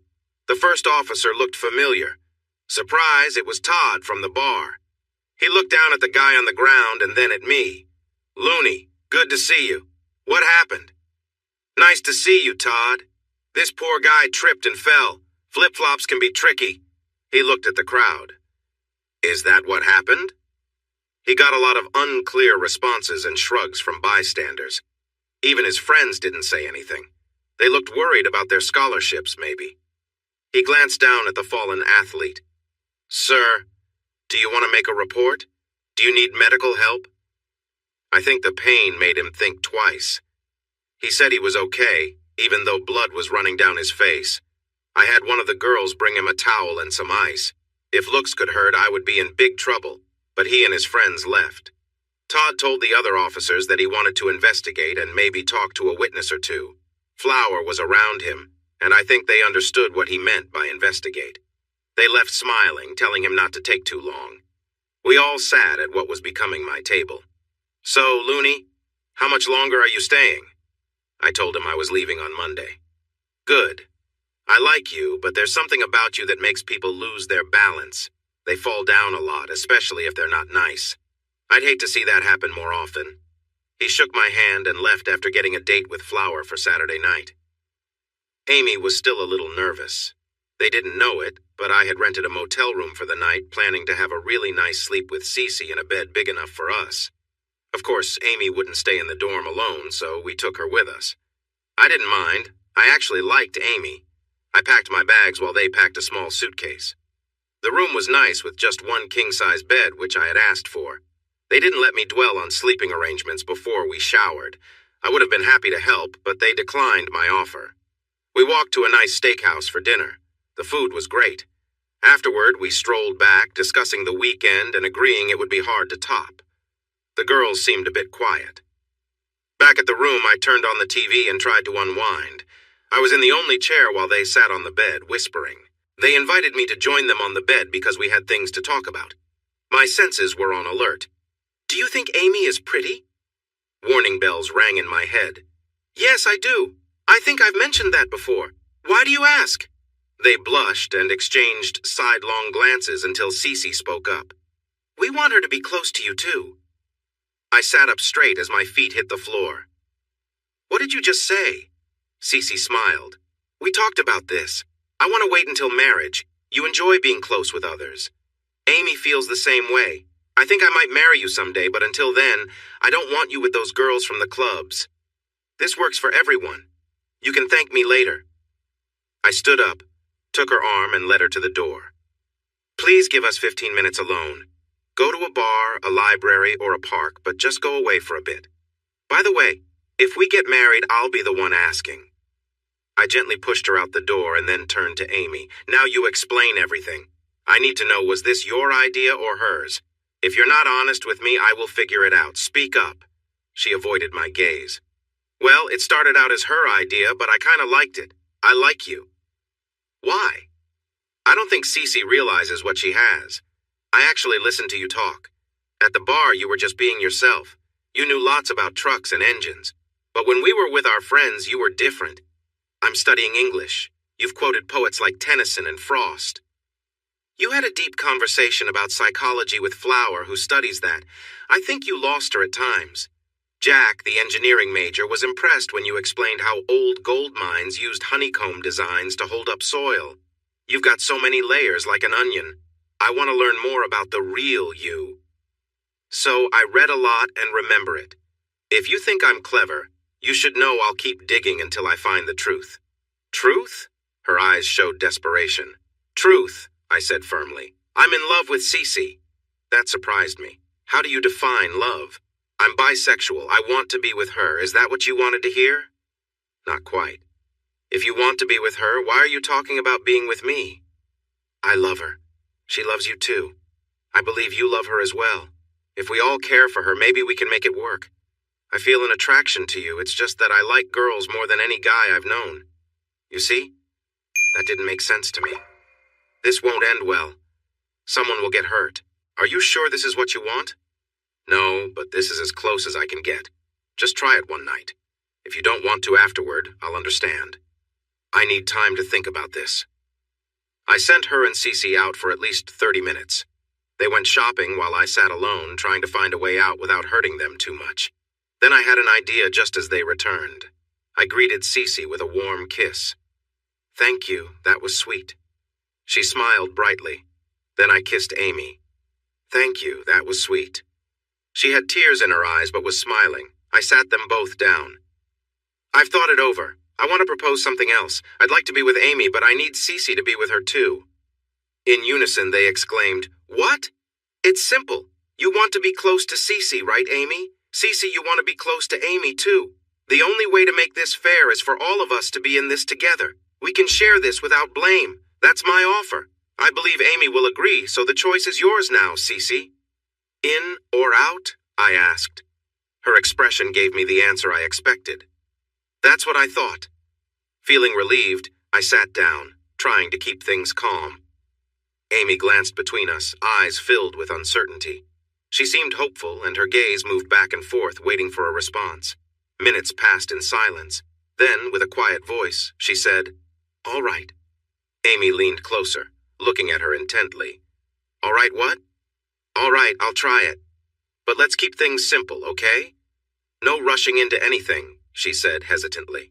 This wasn't what I'd pictured, not even close. I hadn't thought she'd actually consider it. In my mind, she wasn't interested in anything serious with anyone yet. This idea of waiting for the right time and place was making things more complicated. But deep down, I cared about her a lot. Are you sure? I asked, secretly hoping she might change her mind. But I could see she was determined. I'd come to realize that once she set her mind on something, she would see it through, no matter how unexpected it seemed. Amy seemed overjoyed, her hopes finally within reach. Let's make this decision together, she said softly. Sometimes in life, there's a moment you look back on, knowing it changed everything. This felt like one of those moments. Years later, I could trace back so much to this exact point. Let's keep it simple, she added, and her calm attitude helped everyone relax. I took a deep breath and focused on the moment. There was something important happening, and I knew we'd remember this as a unique chapter in our lives. As I helped her out of her jacket, Cece looked a little nervous, her hands trembling slightly. We all shared a quiet smile, and I could see a soft connection between the three of us. Cece and Amy exchanged a quick, comforting look, and Amy placed her hands gently on Cece's shoulders, helping her relax. There was a calm, unspoken understanding in the room, a feeling of trust and closeness. It felt as if we were all learning together, taking things slow and letting each other know we were there no matter what. Amy whispered something encouraging to Cece, and they both leaned in for a warm, supportive hug. We were all a little uncertain, but there was something peaceful in just being there, sharing the moment. We took things step by step, never rushing, simply enjoying each other's company. As the night went on, the mood stayed gentle and kind. Cece gave Amy a reassuring smile, and Amy guided her, offering gentle words and laughter. It was a moment of mutual support, and we all felt the comfort of being with close friends who truly cared for each other. At the end of the evening, we settled into a cozy embrace, each of us feeling safe and valued. The connection between us deepened as we shared quiet conversations, laughter, and companionship that we would remember for a long time. It was a bit awkward at first, but she finally reached her goal.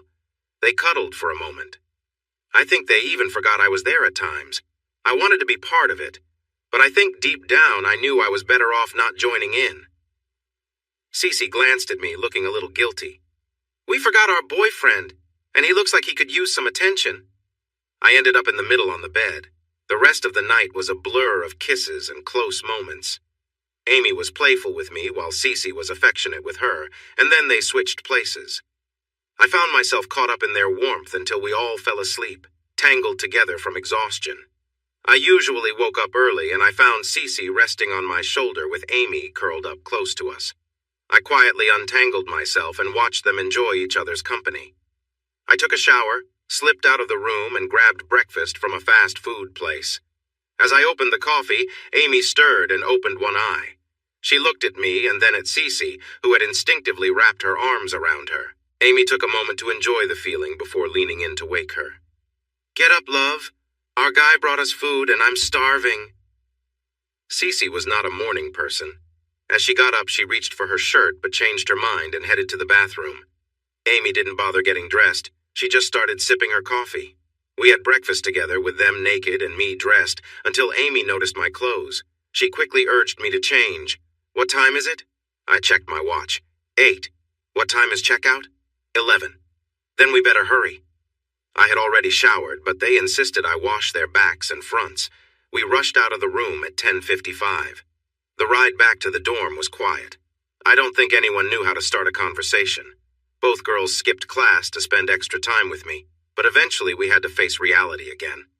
They both gave me big kisses, holding on tightly. Other students noticed. What do we do now?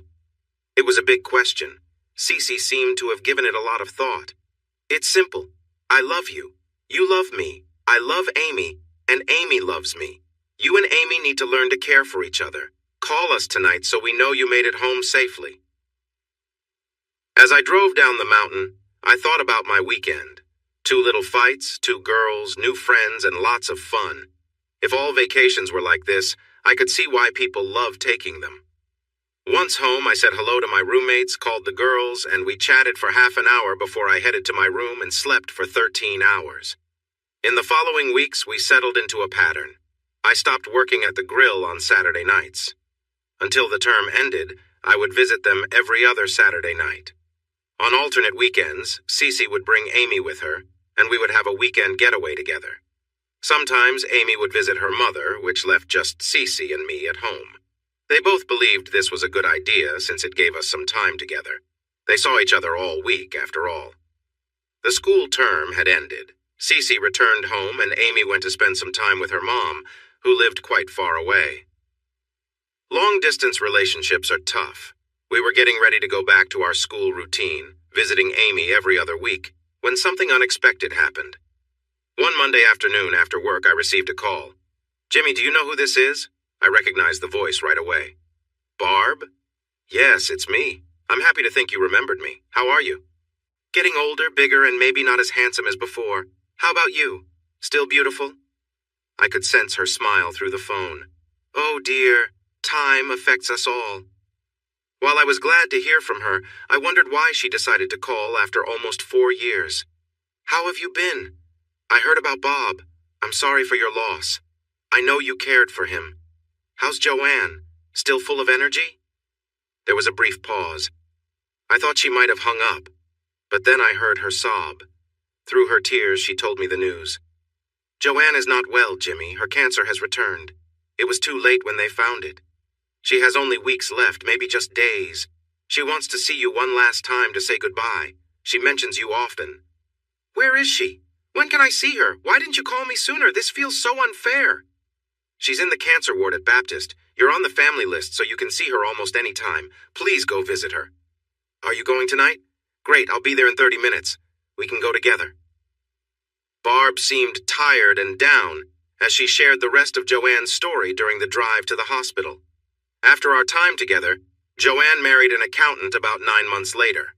He treated her well for a while, but then became distant. When she found out he was cheating, she ended it. Thankfully, her prenup protected her. Soon after, she learned her cancer had returned. He attempted to reconnect, but when he realized he wouldn't inherit anything, he disappeared. I didn't recognize how much I had changed until I saw her. She didn't recognize me until I spoke, and then the tears flowed. "Jimmy, thank you for coming. I know I look terrible. Barb should have warned me. You know how we girls are about looking nice for old friends." I had heard how she looked, but seeing her for myself was shocking. She had weighed around 105 pounds when healthy, but now her weight had dropped to 75. It broke my heart, but I managed to smile. "It's all right. It's just good to see you."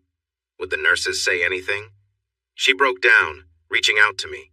With an IV in each arm, I had to be gentle, but I hugged her as tightly as I could. I tried to share all my love with her in that moment. I'm sure the nurses see this often, but the picture of me in my work clothes, a biker shirt, and jeans holding this small woman with tears on my face would be something they remembered. She clung to me until she fell asleep. I laid her down, gently stroking her hair. Barb stood in the doorway, wiping her eyes with a tissue. We talked as we drove back to her house. "How much longer will she be in the hospital?" I asked. "They can't do anything more for her now, so she will be sent home on Wednesday." "Should she be alone? Who will take care of her?" "I'll need to find someone to stay with her. I'll check in on her in the afternoon and evening. That's the best I can do." When Bob passed away, Barb took over the Ford dealership. She was a smart businesswoman, and the business grew. Bob's first wife's family was surprised they were left out of the will, but since Barb got along well with Bob's two sons, she gave each of them 18% ownership to keep them satisfied at the dealership. They all got along nicely. Bob's first wife was doing well on alimony, and to strengthen her bond with the sons, Barb gave her 4% ownership, with a promise that she could only sell it back to them. She received a quarterly dividend that was better than her old alimony payment. Everyone felt fairly happy. Barb worked in her office, keeping a close watch on the business. In the rural South, family means everything.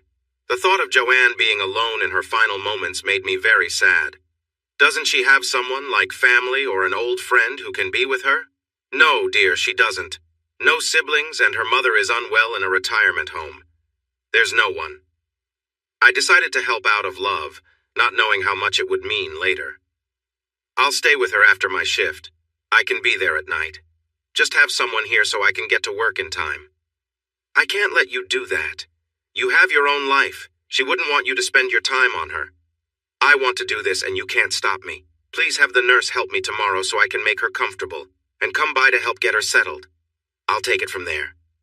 Barb later told me she was upset at first, but in the end, Barb said to her, "Look at how big he is. Do you think two women who aren't close to his size could change his mind? I think we're stuck with him." When I arrived, she greeted me with sharp words, asking me to leave the sick woman alone. I wasn't wanted there, and if I didn't go, she said she would call the police. I just smiled and asked the nurse to show me how to check her IV and organize her medicine schedule. "If you want me gone, Joanne, just get up and throw me out. And please, no funny business. I'm in a serious relationship, so don't try to tempt me." Barb and the nurse actually laughed. Joanne settled down, teasing me for being mean to someone who was sick, then jokingly suggested I make her some chicken soup for dinner. Barb told me it was the happiest she had seen Joanne feel since she got sick, so Joanne became a big part of my life for a while. I would come home, make her something light to eat, and we would talk or watch TV until she fell asleep. The nurse would help change her gown every morning and again just before I got home, brush her hair and add a little makeup. Joanne said she didn't need to wear certain clothes anymore since she needed help to use the bathroom. She joked that it was nothing I hadn't seen before, even making the nurse smile. I shared stories of my past with Amy and Cece. Amy thought it was sweet. Cece did not share the same view.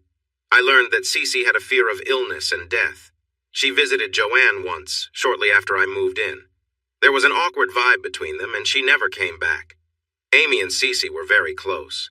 It struck me how much they looked alike. Maybe that was why I was drawn to Amy in the first place. The nurse told Joanne she didn't realize she had a daughter. They all found it funny, especially when Amy joked about how they hadn't spoken since Cece took her boyfriend, and then she kissed me. The nurse's reaction had them laughing hard.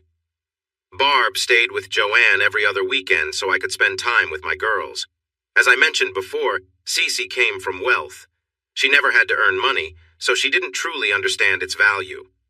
I came from a working-class family, but my parents taught me to manage money wisely.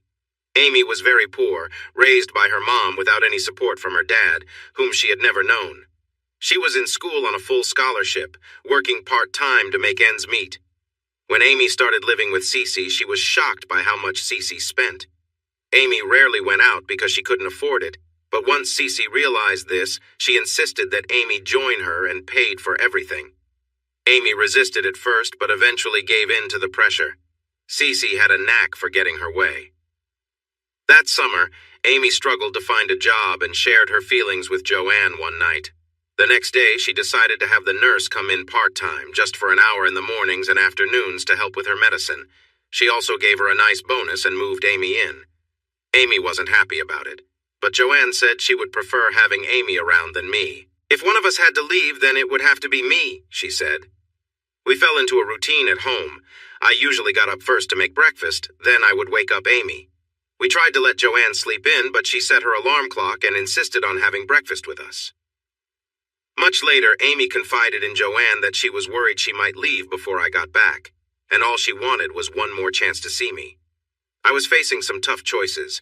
If I didn't go back to school soon, I worried I might never do it. I applied and got accepted at Mountain State, starting as a junior, just like Amy. Cece had taken summer classes and was moving up to senior. I hadn't told anyone yet. I had saved enough for 1 year and a little more, hoping to find a job once I got there. Joanne held on until early August. As she started to fade, Barb came by every night. Hospice helped a few times. Amy shared all her feelings, trying to keep Joanne engaged for another day. When she revealed our first shared experience, Joanne smiled and said she had to thank both her and Barb for training me. Then, Amy told her the entire story about our relationships. She mentioned leaving her some special items, especially the paddles. For days, I noticed Joanne giving me strange looks. I came home one Thursday and found Amy crying in the kitchen. I knew then that things were serious. "She's going quickly," I said. I went to check on Joanne and saw she was unconscious and breathing very lightly. We called Barb and she arrived right away. All we could do was be there for her. Barb held one hand and I held the other. Just before she passed, Joanne stirred and looked at us. Hold me, my loves. I want to feel your love as I go." We leaned down closer, and with her last breath, she hugged us tightly. Her arms slowly fell back down to her sides. She lay there, her eyes unfocused but smiling as she left us. It was a moment I will never forget. I felt like I was in a daze during the funeral. Barb took care of everything. There were very few people at the service, just Barb, Amy, me, my family, and Joanne's former sister-in-law. Cece didn't come. Barb insisted we stay at the house until school started, saying Joanne wanted it that way. A few days later, she called us and said we needed to be at the reading of the will. At the lawyer's office, both Amy and I had to show our IDs, which they copied. I was surprised to see her ex-husband there, while Barb was present as the executor. The house was left to a cancer foundation. The furniture and home items were also donated to charity after some things were taken out. Her ex-husband received a certificate for a lifetime supply of health products, up to 12 a week from the local pharmacy. The woman my client had been with found out she was going to have a baby, even though her husband had a procedure to prevent that years ago. He stormed out of the office, angry and yelling at everyone around. It was Joanne's last joke on him. Amy and I received big yellow envelopes that we had to sign for. We were told not to open them until we were home with Barb. Barb also got one. Barb opened her envelope first. She was set to receive all of Joanne's jewelry, except for a special strand of pearls that Amy liked to admire. Those pearls were in Amy's envelope. Barb also received a fee for her role as executor, which she decided to give to a cancer charity. When Amy opened her envelope, she collapsed. Inside was a check for being with Joanne's that was about twice the amount a nurse would normally get. There were also 2 letters. One was for her to read alone, and the other was meant to be read out loud. She began to cry before she could finish the first sentence. I picked up the letter and read, "Amy, my dear, this is how I see you. You have shown me that my biggest regret was not becoming a mother. You have given me a taste of what I missed out on, and instead of resenting you, I find myself loving you even more. If I had a daughter, I would wish for her to be just like you. I know we are the same size, and I've seen you admire my fox fur coat. It belonged to my grandmother, and she wanted me to give it to my daughter. I want you to have it, especially since it gets very cold where you study. Please go through my closets and take anything you like. Wear those clothes with pride. They come from love. Finally, I want you to have my car. College students need reliable transportation. It's a bit older, but I hardly used it.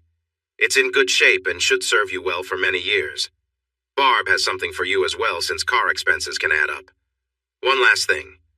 Jimmy, look after him. He might need you soon, and be firmer with him. He takes you for granted. I wish you all the happiness and success in life. Your mother who never was, Joanne. Amy cried for a long time, then told Barb she didn't deserve it. Don't say that, dear. I've never met anyone who deserves this more. Accept it with the love it was given. Here are the papers for your car and the insurance forms. It's all been paid for. You just need to sign and pick up the tag. She also left this for you, $2,000 in cash for gas, tires, and any repairs. Barb turned to me. And Joanne is right about you, too. You don't appreciate her enough. Wake up, Jimmy. Now let's see what you have. I opened the letter first. Jimmy, my dear, the biggest mistake I ever made was not holding on to you when you turned 18 and never letting go. You were a good person, and you're becoming even better. I've had this for years and have changed the name a few times. I can't think of anyone else who deserves it more. Follow your dreams and inspire those who come after you. And if you ever have a little girl, Joanne is a nice name. Jimmy, you really should pay more attention. You won't find anyone better than Amy. Good luck in your life. Oh, and you should really cut your hair and shave. You're in college now. Love always, Joanne.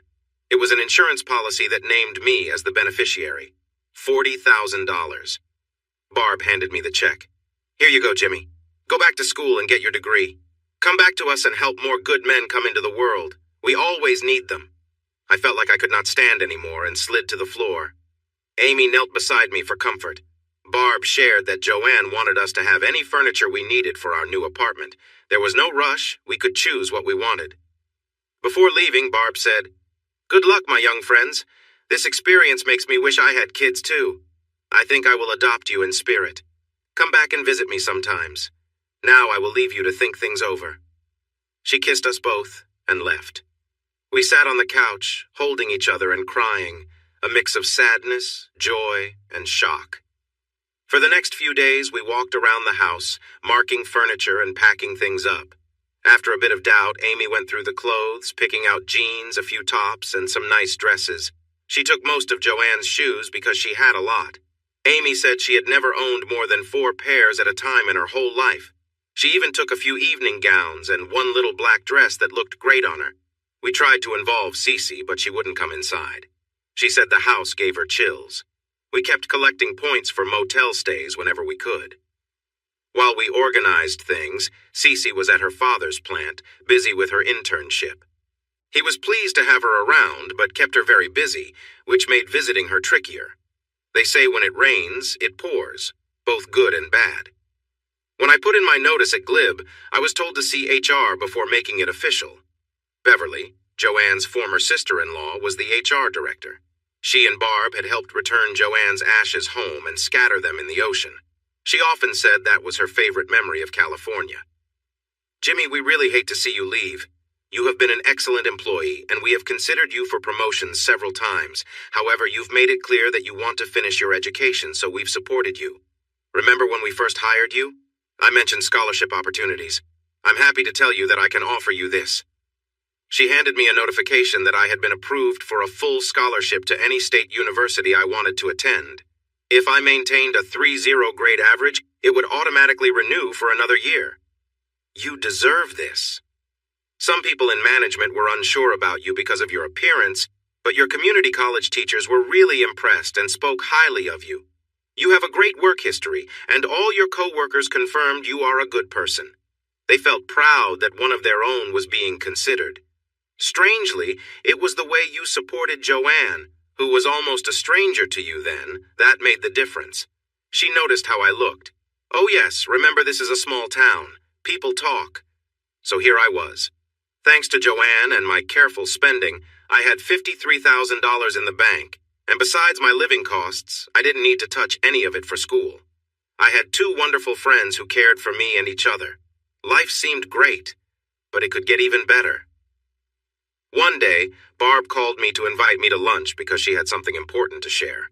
"Jimmy, drive your car. I run a successful business, so don't arrive on your bike. People notice." My car was older but well taken care of. I would have preferred to ride my bike, but I did what she said and arrived right on time. She probably surprised her staff when she greeted me with a big hug, pulled me into her car, and drove off. We had a nice lunch, but she wouldn't tell me anything, saying she had something to show me in her office later. We chatted about school, Amy, and the furniture we were moving into our new apartment. No more dorms for Amy and Cece. She shared stories about her life, explaining how running a business was tough but rewarding after spending years as a stay-at-home wife. She had a new boyfriend who was a bit younger, and she smiled while mentioning it. Holding my hand, we walked into her office. Once behind her desk, she switched to business mode. I was impressed. "Jimmy, how are you planning to get the furniture to college?" "Well, I thought about renting a big truck to make it easier in one trip. I have friends up there who can help unload." "No, I have several used cargo trucks available. We'll get a dealer tag for one so you can use it until you're finished. That's sorted. What will you drive while in school?" This was tricky.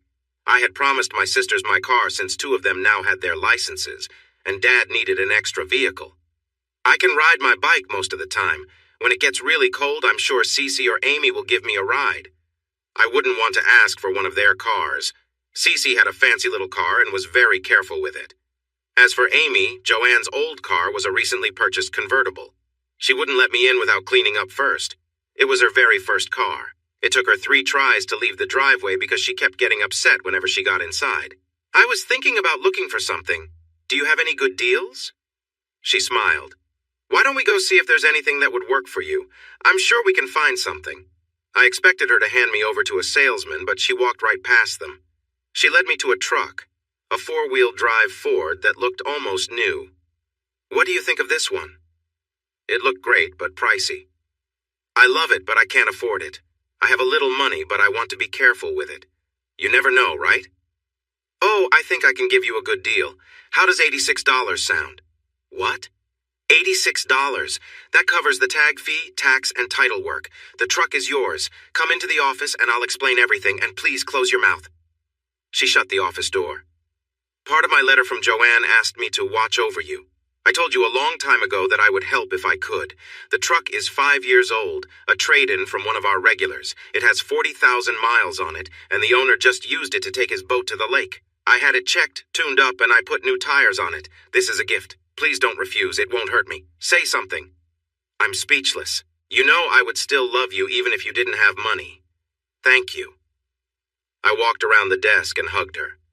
"You and Joanne have set some really high standards for me when it comes to women. I don't know if I'll ever find someone like that." She looked at me as if I were foolish. "That's not true. Haven't you noticed the girl who keeps following you around? Wake up, Jimmy. Now let's sign some papers. I already had the mechanic put your tags on the truck." I had a great vehicle. Amy had a nearly new car, and while we weren't rich, we were doing better than before. We found a nice apartment not far from campus and had some lovely furniture for it. Life was getting better.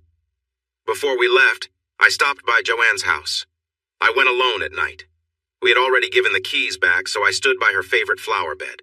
I took a small amount of her ashes from the urn and spread them there. I couldn't stand the idea of her being completely gone. To honor her last request, I had cut my hair and trimmed my beard very short. As I scattered my hair around the bed, I said my goodbyes. "Thank you, Joanne. I love you. Goodbye."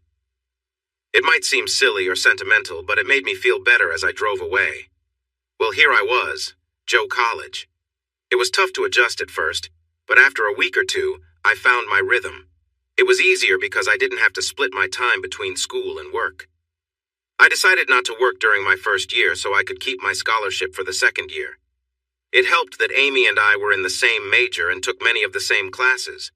This meant we could study together and support each other when things got tough.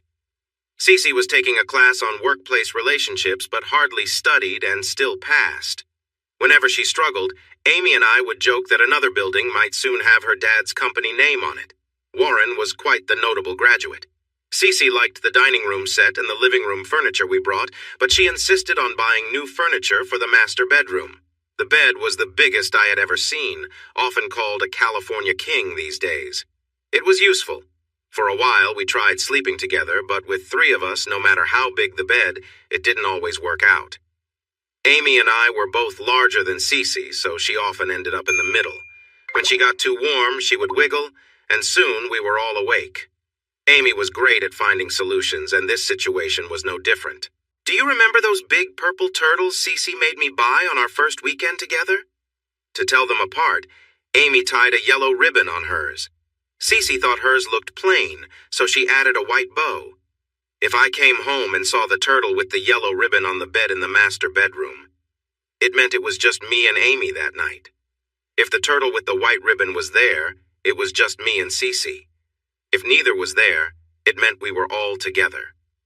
If both turtles were on the bed, I took the second bedroom to sleep alone. There wasn't a set plan, but it usually worked. Sometimes having 3 people around can be a bit much. Cece was a bit grumpy with us in the beginning. We figured it was from the new living situation. It's one thing to see someone every few weeks, but living with them is different. Amy and I had little trouble thanks to the prior weeks of living together while we helped Joanne.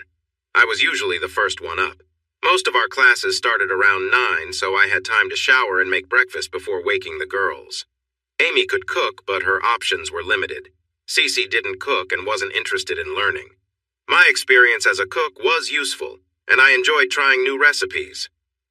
Many college students don't cook much, so when word spread, thanks to the girls, I had to make extra food because friends would often drop by in the evenings. If they didn't, we had leftovers. I rarely had to wake Amy. As soon as the coffee brewed, she was up. Over the years, I often thought that if I could create an alarm clock that smelled like coffee instead of beeping, I could make a lot of money on college campuses. She would have her first cup of coffee, and then we would wake Cece up. She was not a morning person. We usually rode together, but after she made us late a couple of times, we told her to either leave with us or drive alone. After that, she was mostly ready on time. The big event, as Amy called it later, happened on a Friday night just before Thanksgiving. Amy and I were alone when Cece walked in. We stopped for a moment, but she told us to keep going. She watched as I helped Amy feel happy, then went back to her room. The next morning at breakfast, Cece told me to take a nap when I got home. Why would I need a nap? I asked. Because tonight is the night I want to start a new chapter in my life. I want you to be well rested so I have a good experience. Amy stopped eating and said, "Huh? You heard me. I'm tired of feeling left out. I've decided to marry Jimmy so it won't be like I'm giving away something my husband won't have." I had never mentioned marriage. We had our whole lives ahead of us, and while I cared for Cece, I wasn't sure if marriage was in my future. CE, I haven't asked you to marry me. I'm not making any big decisions until I graduate, and that's still almost 2 years away. You haven't, but I have time to change your mind. I know you'll come around, especially after tonight. Amy went quiet. I didn't notice then, but Cece had just told her that her time was limited. I also forgot how competitive those two could be at times. Cece was just being herself, confident and sure, always getting what she wanted. The idea that someone might stand in her way was not an option for her. We went to school in separate cars because Cece had a late class. We usually rode together in my truck. For some reason, Cece was envious of Amy's car. Before, we always took the Mercedes and Amy sat in the back. That day was the first time I saw Amy really stand up to Cece. They decided to take turns driving, and when it was Amy's turn, Cece refused to sit in the back. "We're too big for the back seat. Why don't you let Jimmy drive?" Amy said. "No way. This is my car, and nobody drives it but me. If you don't want to ride in it, drive yourself." Cece was taken aback, and I had to turn away to hide my smile. In the end, I sat in the back seat. When Cece drove the next time, Amy surprised her again by refusing to sit in the back. "If you're too good to sit in the back of my car, then I'm too good to sit in the back of yours." This meant I was always in the back, and the mood was chilly during the ride. I figured out a way to solve this after about 3 weeks. By then, it was cold, so I would go out and warm up whatever car we were driving that day. That Monday, I warmed up my truck. Just before we went out, I shared my thoughts with them. "I'm really tired of arguing about cars. From now on, we will use my truck. This way, neither of you will drive and everyone can sit in the front. One day, one of you will sit in the middle and the other will take turns the next day. If this doesn't work for you, let me know now, and I'll start driving alone." They both looked surprised. Amy was usually easy to get along with, and CE was just starting to understand that I had limits. Amy smiled and said, "Thanks, I want the middle seat," and then she left. CE looked at me for a moment before also smiling. "Sometimes I forget how clever you are. Thanks." So I drove my truck while their fancy cars stayed parked in the driveway, but it kept things calm.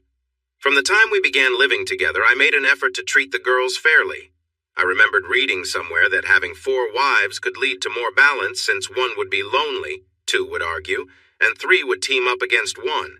But with 4, the balance would shift and keep everyone happier. 4. It made me think about how much trouble that might cause. I turned to Amy. "What do you think about this?" At least she was straightforward. "I don't know. It's about time, I guess. But I liked it when it was just our thing. Now I feel like I'm being left behind again." That surprised me. "Haven't I always treated you both the same? The only difference is that she has more money, and I haven't seen any cash spread around when we're together. Plus, she might not be what you think, and when she gets comfortable, you can show her your interests." That made her smile.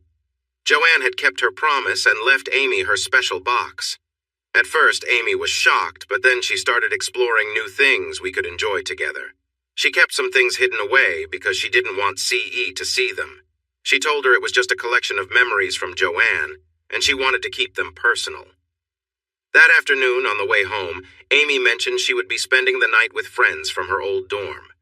"I think the first time should be private between close friends. Be nice, Jimmy." Cece and I had a quiet dinner when we got home.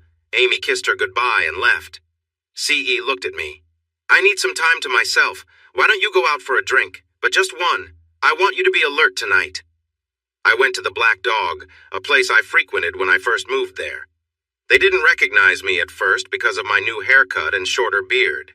When they finally realized who I was, they warned me that the person I had an issue with was talking about settling the score if I ever came back. Sure enough, a couple of weeks later, we found ourselves at the bar at the same time. There's always someone who likes to cause trouble, so I got noticed pretty quickly. When he walked my way, I stood up. The bartender advised me not to start any fights and suggested I take it outside if I had to. He stopped a few steps away from me. "We need to talk, buddy." To his surprise, I agreed. "Do you want to do this here or outside?" "What do you mean? Do you want to settle it inside or in the parking lot? If it starts here, I'm only paying for half the damage. Or we could stay inside and talk it out. If we fight here, everyone would think I caught you off guard. But if we go outside and I knock you down, they'll know the truth." I could see he was thinking it over. "If you do beat me, I'll be back. I won't give up until I win. Every time I come in, there will be a fight. I've got a lot of tricks, and eventually, I will win. Or we could do this another way. I'll say I'm sorry and we can shake hands. You'll tell everyone that I apologized, and it would be better not to fight someone like me. You'll still be seen as tough, and if people think I'm a little odd, they might leave me alone. It'll be better for everyone and no one gets hurt. Just think about it." He thought for about half a minute before extending his hand. "I'm Bear. Nice to meet you. Just so you know, I can be a bit difficult when I've had too much to drink." I shook his hand. He laughed. "I know what you're called. Loony. What else would you call someone a little strange?" We sat down, and I told Bear I would buy the first round. The bartender said since we hadn't caused any trouble, our drinks for the night would be on him. 4 hours later, they carried Bear out and called Amy to come and get me. A few weeks later, Amy was with me when Bear came in. She marched up to him and scolded him for letting me drink too much. He laughed, lifted her up, and kissed her cheek, saying, "Okay, if you can handle that guy, I'm a bit worried about you." From that night on, whenever Bear started to act up, Amy would pinch his cheek and start to lecture him like a child. He would always calm down. Everyone thought it was hilarious, but no one laughed in front of him. I came home to candlelight and soft music. CE was wearing a lovely blue outfit, my favorite color. There was a half-empty bottle of wine and glasses on the table. I picked up the wine and looked at her. She blushed and said that even though she didn't want me to drink, she felt nervous and needed to relax. I wanted to make the evening special, so I focused on her, doing little things I knew she enjoyed. Just as I was getting ready to do more, she gently held my head. "You've had your fun with the snacks. Now it's time for the main event. Go slow and be gentle, but take charge, please." And I did my best. I tried to take my time, but CE was eager, and suddenly she pushed forward. She let out a small gasp and stayed still. Later that night, we lay close, enjoying each other's company. There was a warm sense of closeness as we relaxed together. Afterward, I cleaned up and we drifted off to sleep, feeling a deep peace and connection. The next morning, Cece woke up early. We spent some quiet time together sharing our plans for the coming days. Cece mentioned wanting to take things slowly and thoughtfully, hoping to keep our connection strong. When Amy came home later, she joined us, and we spent time talking and relaxing. Amy helped Cece get ready for the day, and they spent a while in the bathroom chatting and laughing together. As the Christmas holidays approached, our lives got a bit more complicated. Cece wanted Amy to spend part of the holiday with her family while also spending time with us. We decided that Amy would spend Christmas Day with her family, while I joined Cece's family for Christmas Eve. Though it was a little awkward at times, her family was welcoming. Her mother liked my new haircut, and her father asked me about my plans after graduation. I explained my goals, and he seemed thoughtful, mentioning that teaching was a meaningful path, though not always easy. After Christmas, I visited Amy's family, where her mother warmly welcomed me. I stayed for a couple of days, and Amy was glad for the company on the drive back, as she didn't like driving long distances alone. We decided to wait until we were all back together to exchange gifts. The girls insisted on getting a real Christmas tree, so we went to every tree farm in the area looking for the perfect one. I shared my opinion at first, but eventually they made the final decision. I still have a picture of them carrying the tree, with tiny Amy taking one end and Cece holding the top. Once Cece returned, we had a cozy night opening gifts. Amy was excited and playful, making us laugh with her enthusiasm. We each received funny gifts like matching sweaters that Cece insisted we put on right away. It was a joyful, light-hearted moment that brought us even closer as friends and partners. It was tough not to feel the shop owner's glare. They promised to wear the special items under their dresses for the New Year's Eve party we were invited to. It was a bit exclusive. I got the invite because of my high grades, and Cece got in because she was well known. Amy was going with me as my date. I had one more surprise for them. We all spent the night together, and as usual, I woke up first. I had bought 2 stockings and placed them on the tree while they were still asleep since we didn't have a mantle. I decorated them with glitter and wrote their names on them. A friend of mine from the bar was really into rocks, and he had taken me on a few trips to find some nice stones in our area. I had 2 emeralds cut and mounted with small citrines around them. The citrines were light yellow, which made the rings look like flowers. I had them sized and put in the stockings, along with some small candies and fruit. I wasn't sure how much they would cost in a store, but we found a small treasure of gems. After sharing with the landowner, we still made a good amount when we sold them. I used my stones to make the rings, and I had some money left over. As usual, Amy woke up to the smell of coffee. While she was filling her cup, she noticed the stockings. I told her it was an old family tradition, but she couldn't have hers yet because it was part of the fun to wait for the others to wake up. She opened the bedroom door and started bustling around, turning on the TV and radio and singing loudly. A few moments later, Cece stumbled out, wondering what all the noise was about. "Oh, good, you're up, honey. Would you like coffee before or after we check our stockings?" "What stockings?" "The ones Santa must have left on the tree. Look, it even has your name on it." That caught her attention. Soon, candy, fruit, and nuts were spread all over the dining room table. They giggled as they admired their spa certificates. Amy was the first to discover the treats. She pulled out a wrapped box and examined it closely. "What's this?" "Open it and find out. You must have been very good this year. CE, check yours too. Open them at the same time, please." They both gasped and put the rings on their left ring fingers. CE remarked that it looked somewhat like an engagement ring. Amy joked about discussing the idea of polygamy with some law students.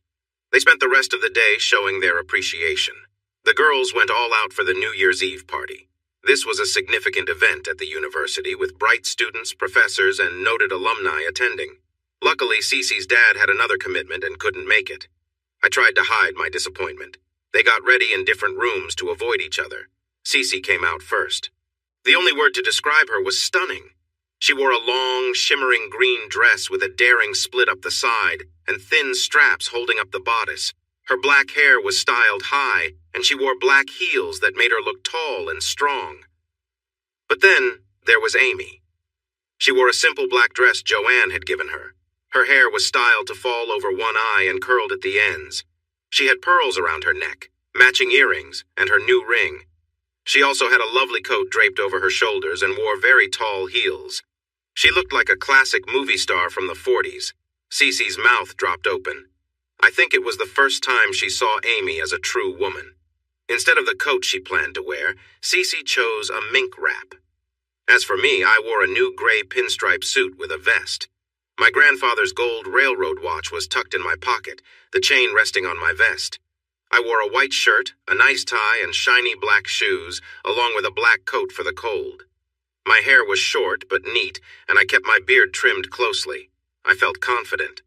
To avoid any issues getting to the event, I hired a limo. People stopped to look when I helped Cece out, but they really stared when I did the same for Amy and walked in with them on my arms. We made a grand entrance. Women and men both eyed us curiously, wondering about my wealth.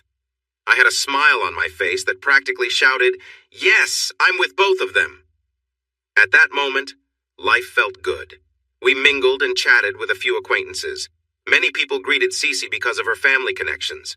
Both girls were surprised when my English professor came over with the department dean.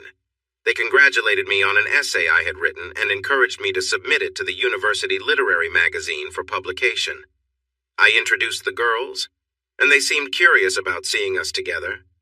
The dean asked if they knew about my writing talent, and Amy surprised us all. "Of course. How do you think he managed to be with both of us?" I thought Cece might laugh too hard. They looked a bit uncomfortable and excused themselves. They weren't far when laughter erupted. Cece hugged Amy. "Wow, I think I'm starting to influence you. You said exactly what I was thinking."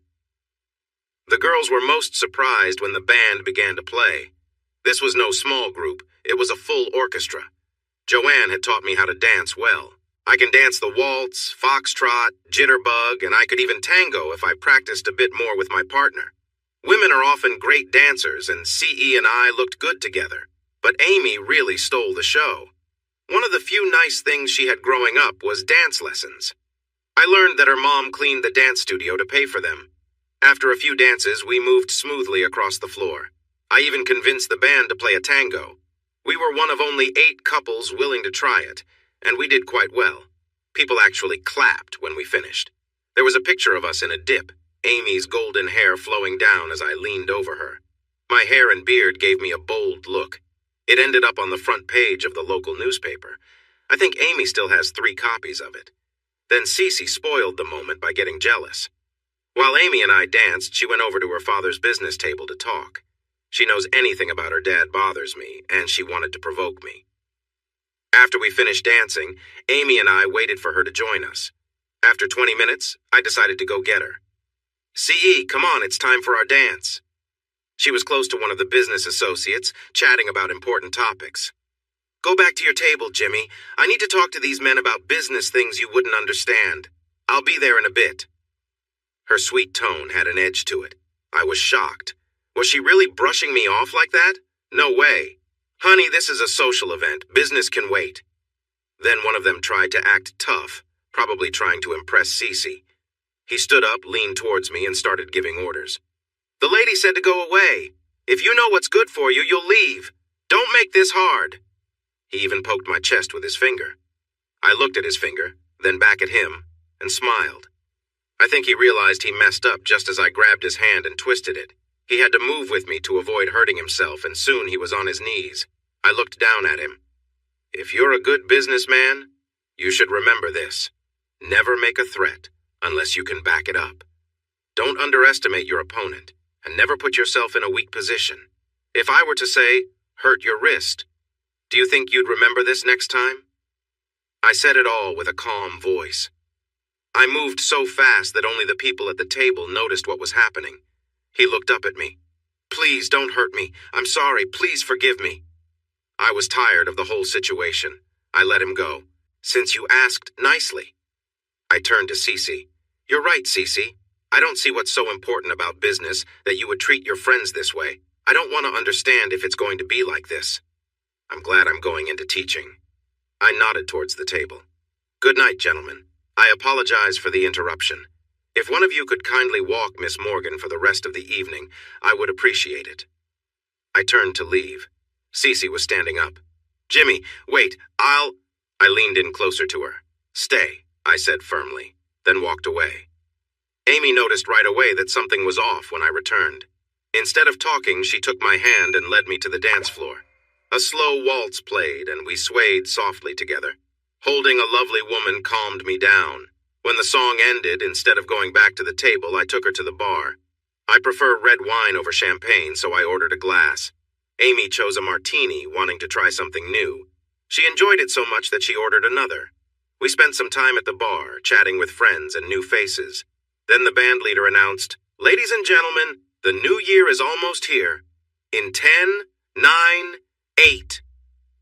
Amy started looking for Cece and pulled me back towards the table. I paused in the middle of the dance floor and drew her closer to me. 3, 2, 1. Cece rushed towards us. As the countdown ended, she wrapped her arms around us, trying to celebrate with a kiss for both of us. We stayed like that for a moment, long enough for others to notice us and then break off their own kisses. Just what the gossipers love. She tried to say sorry, but I interrupted her. "Cece, not now. We'll talk when we get home." We spent a few more minutes mingling, but the night felt spoiled. I called for the limo, said our farewells, and left. The car ride home was quiet. I sat opposite them instead of between them. Amy tried to spark a conversation, but when she saw it wasn't working, she stopped. I felt a wave of anger. How could she be so indifferent? Then I realized she had always acted this way. I had just cared enough to overlook it. It was time to set some boundaries. Amy wanted to ease the tension, but I ended up hurting her feelings by closing off. So, we all felt upset when we got home. She took Cece by the hand and led her into the bedroom. I hadn't drunk much, so I wasn't tired and decided to make some coffee. Amy opened the bedroom door and invited me in. I said no at first, but she asked kindly, and since she hadn't done anything wrong, I agreed. When I walked in, I saw they had lit candles and were standing on either side of the bed, trying to create a cozy atmosphere. Instead of feeling excited, I felt frustrated. I've often wondered why people think that physical closeness can fix almost any problem. It might work for some, but not tonight. Not for me. I stood at the door and said, "You both look wonderful, but I'm not in the mood. I think I'd prefer to sleep alone tonight. Good night." I felt a mix of surprise and confusion as I closed the door. I knew Cece would want to talk more, so I grabbed my coat and stepped outside. Amy told me they tried to stop me, but I was already gone before they could catch me. She mentioned that Cece even ran out in her night clothes, but quickly returned inside because it was so cold. She then told Amy to get dressed so they could search for me. Amy surprised me by knowing me better than I expected. She refused to go after me, saying they wouldn't know where to look beyond nearby hotels. To my surprise, she told Cece that everyone would be alone tonight, then closed and locked the bedroom door. She held out for an hour before giving in to Cece's requests. If they had checked the motels, they might have found me. I had a friend from the Black Dog working the night shift at the Comfort Inn, and he had a room available. I paid in cash, parked my truck where no one would see it, and actually managed to get some sleep. Amy was the first to find me. They went in different directions, but agreed to check back at our apartment every hour. This was before cell phones were common. I was at a small diner when Amy spotted my truck. I saw her through the window and wondered if she would come inside. After a few minutes, she made her choice and walked in carefully. I sensed that if I startled her, she might turn around and leave. She slid into the booth, looking uncertain. "Want some coffee?" I asked. She nodded, and I called the waitress over. After she got her coffee, she leaned back, looking a bit more relaxed. "I'm sorry, Jimmy, we should go." I stopped her. "Why are you sorry? You haven't done anything wrong. I was trying to get away from the situation we're in, the whole thing with Cece. It can't last like this, Amy. Cece is graduating soon, and then she'll be gone. Trust me on this." Tears ran down her cheeks. "You're wrong. She'll never leave us. She loves us. We cried all night, Jimmy. We couldn't sleep. Please come home. We'll figure this out. She promised to change. You'll see." I held her hands gently. "Amy, she won't really change. She's set in her ways. I believe she loves you. I believe she loves me too. But I think part of her attraction is that we are something her father wouldn't accept, and living together complicates things even more. But even if she leaves, I will always care for you." She pounded her hands on the table. The waitress noticed, but I waved her away. "She won't leave, you'll see. She loves us. She'll always love us. You're mistaken, Jimmy. Please come home. Everything will be better. As I sat there holding her hands, I realized two things. Amy cared for Cece more than she cared for me, and I probably felt the same way. When Cece eventually left us, it would hurt both of us deeply, so we went back home. Cece felt sorry for how she acted. She said that a mix of too much drinking and jealousy made her feel bad. She thought Amy and I looked so good dancing together that it hurt, while she felt awkward and out of place. We talked until we were too tired to continue. We all agreed to communicate better about our feelings. After a few kisses, we made up, and when it was time to sleep, we all shared a bed, but no one was in the mood for anything extra. For the next few weeks, things were quiet at home. As spring came, our spirits lifted. We wandered through parks, went hiking, and joined a mixed softball team. Cece and Amy were a fantastic pitcher-catcher duo. I played as a center fielder and was okay, but we ended up as the league champions that year. I have a picture of Cece and me holding Amy on our shoulders with the trophy raised high. Our next big disagreement happened during spring break. Amy got a job as a tutor. She taught English to freshmen who were struggling. Most of them came from wealthy families, and this was their last chance to pass. Some of them were athletes worried about losing their scholarships. They felt a lot of pressure. Even with this, Amy was strict and didn't let them off easy. There were some complaints, and a few tried to bully her with their money and threats. So I decided to become a tutor too. The English department valued both of us, and I had gained a good reputation with the dean. I ran into him on campus 2 weeks later, and we exchanged greetings. It seemed like he wanted to ask me something. Finally, he spoke up. "James, those two lovely ladies at the party with you, one of them was Warren Morgan's daughter, right? Is it true you share an apartment?" I nodded. "And the pretty blonde, does she live there too? How well do you know them?" "Just a friendly relationship, sir. Good morning." I wished I could have taken a picture of the shocked look on his face. Cece was not happy about us tutoring at home. She felt it took away from our time together. I tried to explain to her why it mattered to Amy. "Cece, when you need money, where do you go?" "I go to the bank." "And how does the money get there?" "Daddy puts it in for me." "What if you didn't have a dad to do that? How would you get money?" She shrugged. "I guess I would get a job." Exactly. Amy doesn't have a dad with lots of money.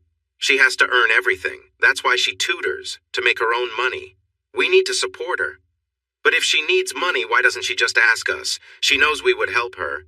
She has pride. She's already sensitive because she can't pay for her share of the rent or groceries. She just wants her own money. Amy was sensitive about this. Thanks to Joanne, she had enough for the essentials this term, but anything extra she had to earn herself. Her mom wanted to help, but she was managing on her own. Amy told her she had saved enough money over the summer to handle everything she needed. One thing that made a difference was the thoughtful Christmas gift she gave to Barb. Amy had written Aunt Barb on the tags, and it surprised Barb in a nice way. Barb hadn't expected any gifts, which made her feel special. It embarrassed Amy a little because she hadn't prepared anything for Barb. The best part was a warm phone call they shared, which lasted almost an hour. After that, they started to chat regularly, about once every couple of weeks. They grew closer because Amy felt comfortable sharing her feelings and thoughts about her life with Barb. In late March, Amy even visited Barb.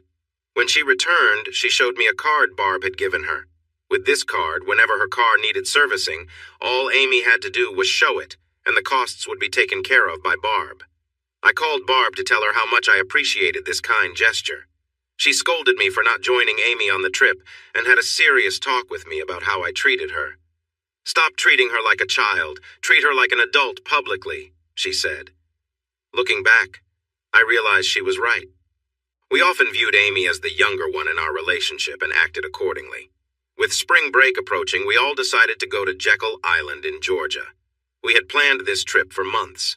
The place was beautiful, and back then it was quite affordable. Amy was saving her tutoring money for the trip. She was incredibly excited, especially since she had never seen the ocean. Then, 2 weeks before we were supposed to go, Cece announced she couldn't make it. Amy pleaded with her and begged her to change her mind, but Cece insisted it was a family matter and she just couldn't go. I was frustrated and decided to have a serious talk with her. "Cece, this is all Amy has talked about for months. Why can't you honor your promise to her? We're going, with or without you. If you choose to not join us, that's your decision, but we are moving forward." She was upset. Why can't you see? I have to take care of my family. We can always go another time. Cece, I thought we were your family too. It seems like what your dad wants always comes first. Now I'm helping Amy with some tutoring, and then we will finalize our vacation plans. Things became tense between Cece and me, and Amy found herself caught in the middle again. Amy even suggested we postpone the trip, but I lost my temper. You can decide what to do, but I'm going, even if I go alone. You choose. Cece watched as we packed the car. She still had 2 days before she needed to go home. Please don't go, she said. I'll make it up to you. Amy gave her a gentle kiss on the cheek and turned to me. Ready? I followed her lead and kissed Cece too. Ready? I tried one last time. You know where we'll be. Enjoy your vacation. She didn't respond as we drove away. For the first hour, Amy was quiet, but as we headed further south, she became more cheerful. She even let me drive her car for the first time, making me promise to keep it a secret. It was a 12-hour drive to the island. Once we settled in, Amy insisted we walk on the beach. The moon was shining brightly, and she stepped into the water. I noticed she had tears in her eyes, but I said nothing, knowing they were tears of joy. It's so beautiful, she whispered. That night we cuddled and fell asleep quickly. To my surprise, Amy woke up first and brought me coffee to start the day. I felt happy and grateful. Thank you. For what? I asked. For encouraging me to take this trip. Now let's grab some breakfast and go to the beach. We spent our days relaxing on the beach, playing in the ocean, and even saw dolphins. One time, off in the distance, a whale surfaced. We visited a water park where she lost her top on a big slide. An attendant reassured her it happened often, but she was quite embarrassed. She even convinced me to join her on a half-day fishing trip. I worried we might feel sick at sea, but after a little while, we were fine. Amy caught many fish, and she proudly shared the photos when we returned home. She always carried a small camera, which is why I have so many memories from that time. One afternoon, I was resting while Amy felt restless. She went to get some snacks and drinks. When she returned, she was wearing her bikini top and shorts. What's that smile about? Are you thinking something funny? She asked. A pretty girl in a bikini driving a car. It's a nice sight. Why wouldn't I be smiling? She kissed me, opened a couple of drinks, and settled next to me. Just as I was enjoying our good time, a black car pulled up. C.E.! Amy shouted, rushing to the car. It was Cece. They hugged and chatted excitedly. She hugged Amy back warmly. As they approached me, Cece smiled. Hi, Jimmy. Happy to see me? The hope in her eyes was touching. You know I am. If you can get Amy to let you go, I'll show you how much. The following days were filled with joy. Of course, they wanted to shop and returned with matching swimsuits. I noticed that as long as I was with them on the beach, people left us alone. But if I wandered off for a moment, a group of guys would gather around when I returned. I pretended to be a little jealous, which they both seemed to enjoy. And the closeness, wow. If I stepped out of the room when I returned, they were together. If one of them left, I would spend time with the other. We often joined in together. We really didn't want to leave. On the way home, I would ride with Amy for a while, then switch. I even got a chance to drive both cars. I had a serious chat with Cece during the ride. Graduation was coming up, and I asked her what she planned to do next. She hesitated, then opened up. My dad wants me to start working at one of his plants. It'll give me good experience and look nice on my resume. What resume? You're going to work with your dad forever. Why would you need one? I'm not. I want to start my own path, our own path. If that's what you want, why not look closer to home? With his connections, you could find a job anywhere. I promised him my first job would be with him. Ah, which plant will you be at? Stanton. Stanton was about as far as you could go while staying in the same state. So graduation is goodbye then? No, we'll still see each other. It will be like during the summer. We can be together every few weekends. Or you could come with me. I can probably find you summer jobs. She knew we had already signed up for summer classes. She understood we wouldn't go. When do you plan on telling Amy? Soon. You see to it. I want as much time as I can get to prepare her. It will be hard for her, you know. It's not the end. I promise. Why? Are we a backup plan? I notice you haven't mentioned marriage in a while. Are you ready to meet the guys your dad has in mind for you? She went silent. Please don't say anything else for a bit. I changed cars and Amy noticed I was quiet. What's wrong? Just tired. She held my hand for a bit, then leaned the seat back and fell asleep. Things felt more tense as graduation drew closer. Cece finally told Amy about her job. Amy cried on and off until graduation day. Graduation came. We cheered when she walked across the stage. There were hugs and cheers all around. Mom and Dad kept a close eye on her, reminding her to be safe at the parties. Her mom hugged Amy while her dad stayed quiet. We all celebrated, but the next week she had to leave. I knew in my heart it would be the last time we saw her as a close partner. Amy cried for 2 days before she left. She called every few days for about 3 weeks. We planned to visit her new apartment, but she suggested meeting in our old hometown. She said it would be more convenient for us all. We did meet, but it felt different somehow. Amy and I managed to see Barb while Cece dealt with family matters. She took us out for lunch. I hardly got a word in. She had married her partner. She seemed happy and content with her life. When she showed Amy a picture of a 9-year-old girl they were trying to adopt, they both cried. When you visit next time, you can meet your cousin June. She should be home by then. Tears began again for a woman who deserved to be happy. They teased me when my eyes got watery. She became very quiet when Amy mentioned Cece. She wanted to say something, but stopped. When Amy showed her the ring I had given her, Barb looked right at me. It would make an interesting engagement ring, don't you think, Jimmy?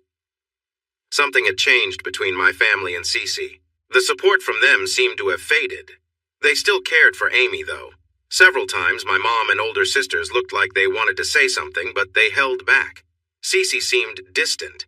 The affection felt forced, just a routine. Amy noticed it right away. What's wrong, honey? You don't seem very happy to see us. I'm just tired. Working gives me a new view on how the world really works. I could see that she was avoiding the truth. So, CE, made any new friends yet? Does everyone treat you nicely because your dad runs the place? She looked a bit uncomfortable. Just people from work, and yes, many of them are nice to me. I understood then. Amy was quiet on the way back. I knew I had to tell her, to prepare her for what was happening. She's leaving us. Deep down, you know it's true. She didn't argue as much as usual. She's just tired. She'll be fine in a week or so. She called once in 3 weeks, then again after 2. Her calls were always short. She sounded so worn out. It was tough for her, and she wasn't enjoying it. Another 2 weeks passed. Amy was getting more anxious. The new school term was about to start, and suddenly I really wanted to talk to Cece. I called her workplace, and they said she had left early. I tried her home twice. The second time, a man answered. Hello? I'm sorry, I must have the wrong number. I hung up and called again, but it was the same voice. Sorry, I must have written it down wrong. Is this 5,355,353 inches? You have the right number. Who are you trying to reach? Cecilia Morgan? Yes, that's the right number. You must have been the one who called earlier. She let it go to the answering machine. She was going to call you back. We were busy just then. She's in the shower. Want me to have her call you back? His cheerful tone felt too casual. No thanks. Just have her call Amy and tell her the truth, and that Jimmy said goodbye. I decided to take a long bike ride. She didn't have the decency to call Amy, and 2 days later when we got back from class, all of Cece's things were gone. The ring I had given her was sitting on the kitchen table with a single-word note. Sorry. The next morning I was in my office thinking about the mixer from the night before when my office phone rang. Hello? There was a few seconds of silence. Though it was always love divided, it was never love denied. It was a line from a poem I had written, Song from the Purple Turtles. I didn't say anything. I knew who it was. After a few moments, she said softly, You could have told me. Told you what, CE? Everything. That you were the dean of the English department, that you were married to Amy, that you were the J.G. Wilson. Wow, that sounds rather grand, doesn't it? When my book came out, there were 4 other writers named James Wilson. I'm the only one with the middle initial G, so they used my initials to tell us apart. Yes, I was a writer, but I didn't focus on novels. I mostly wrote essays, poems, and a few well-received short stories. Over the years, I grew as a writer, starting with the university magazine, progressing to a few regional pieces. Local newspapers published some of my essays, and then a larger chain picked them up, which meant more exposure. 10 years ago, I struck a deal with the New Yorker magazine, writing an essay for them every 3 months. They also published a few of my poems and one of my short stories. 3 years ago, the university press wanted to release a collection of my work. I wasn't sure it was worth it, but the university president convinced me, saying it could help attract new students. The editor really knew his stuff. He sifted through 2 decades of my writing and came up with 21 poems, 29 essays, and 3 short stories. If I had made an album, it would have been a best of collection. The only new piece in the book was the poem she mentioned. Amy found it in an old journal of mine and urged me to refine it and include it. It caused a bit of a stir locally. Many people thought I was admitting to having an affair. Others believed it was about Amy's supposed affair. When I declined to discuss the poem in interviews, Amy stepped in and told the local paper that both ideas were true, but it was written about us finding each other before we were married. It was crafted in a way that only poets and clever songwriters could manage. Words Sing to Me, the title, came from the poem of the same name. To my surprise, it received great reviews, especially from my friends at the New Yorker. What really brought attention to it was when Oprah Winfrey featured it in her book club and praised it on her show. It landed on the Sales Times bestseller list for 4 weeks before fading from view. I was stunned at how well it did. I participated in some interviews, mostly with PBS and morning shows. It was not my favorite experience. After about 18 months, it started to lose steam, and I happily returned to my normal life. Cece brought me back to the moment. It's about us, isn't it? The poem, I mean. Of course. Did you read the rest of the book? It sat on my nightstand for months. During that time, I sensed my marriage was ending and a friend gave it to me. Her daughter had damaged the cover, otherwise I would have recognized it was from you. She said it was a comforting book and thought I would benefit from it. I always felt a connection to you, like parts of your story were meant for me. If my daughter hadn't told me about you, I would never have realized who you were. Why didn't you say anything? Why would I? It would feel like showing off. Look, the biker is doing well. Aren't you proud? It's been almost 30 years. We don't really know each other anymore. Looking back, I'm not sure I knew you back then. And you almost ruined us. I still have mixed feelings about you. When I showed Amy your picture last night, she got very quiet. I woke up around 3 this morning and she wasn't in bed. She was on the sofa, crying. It's been 30 years and she still grieves for you. I could hear soft cries, a faint, "I'm sorry." It was hurtful the way you left us. Amy fell into a deep sadness. She should have gotten help, but back then we didn't know how to ask. We were broken. It went from being a happy family to just pieces of a shattered whole. Amy left too. She was gone for 8 weeks before she came back. It took a long time for us to find happiness again, but we did work through it. I need to call her and apologize. I'll do it today. She was crying hard and struggling to speak. No! I nearly shouted. I took a few deep breaths to calm down. I'm sorry, Cece. I didn't mean to raise my voice. You don't know her anymore. She's much more delicate now. The last few years have been tough on her, but she's just started to act normal again. I don't want to hurt her feelings. Are you still in town? Good. I'll clear my schedule for today. Let's meet for lunch. You pick the place, and I'll update you on our lives since we last met. Red Lobster? Sure, that works. Be there at 1. Bye. I sat quietly, looking at my favorite picture of Amy. Amy was really struggling. She didn't go to class for a week. Our friends supported her, and we finally convinced her to return by saying we would tell her mother about her scholarship. Even then, she just went through the motions, but it was enough for her to pass her classes. We spent about a week just comforting each other. Then she said she wanted to sleep alone for a while and moved into the spare bedroom. I think it was because even though we were close, she never shared that room with her. I was hurting too, but I saw it coming long before Amy did, and I prepared for it. I made her favorite meals, took her to places she loved, did everything I could think of. When I noticed it was the same meals and places we enjoyed together, I took her somewhere new. Cece thought museums were dull, so I took her to every museum nearby. We went to street fairs and festivals, which Cece disliked. Nothing seemed to help. I took down everything that reminded me of Cece from our home, all the photos and mementos. I packed them away and hid them in the back of my closet. I put the purple turtles in a trash bag. I wanted to get rid of them, but I just couldn't do it. They went into the closet with everything else. Nothing seemed to help. One day I came home and saw her taking her clothes out of the closet and dresser, folding them neatly. "Can I use your truck tomorrow?" "What for?" "To move. I can't stay here anymore, can't stay with you anymore. Please don't be mad at me. I just can't right now." I had a feeling this was coming. I tried hard, but it didn't work. Honestly, I felt a bit relieved. We both cared more about Cece than about each other, and without her, we started to drift apart. She moved into an apartment with another girl who was said to be a lesbian. I never knew if they were more than friends, and I never asked. When we had class together, we talked, but otherwise, we went our separate ways. I began spending more time at the Black Dog, and one night, out of boredom, I ended up with the waitress we met when we first went there. As we were together, I suddenly realized this wasn't what I wanted. It was just a casual thing, and it wasn't even good. We finished, but I think she could tell I had lost interest. She seemed a bit annoyed. There was no cuddling after.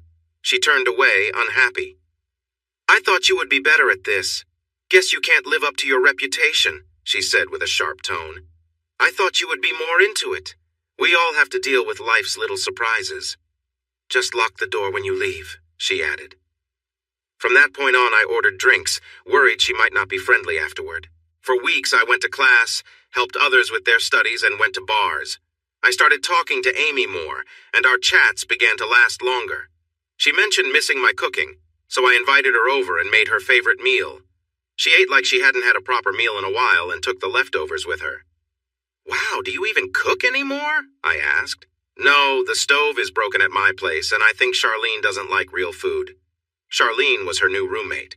"Well, if you get hungry, feel free to drop by. Do you still have your key?" She nodded. "I didn't think about returning it. I can give it back now." I stopped her. "Keep it. You might want to come back someday and need it." That slipped out before I thought. But it seemed to make her happy.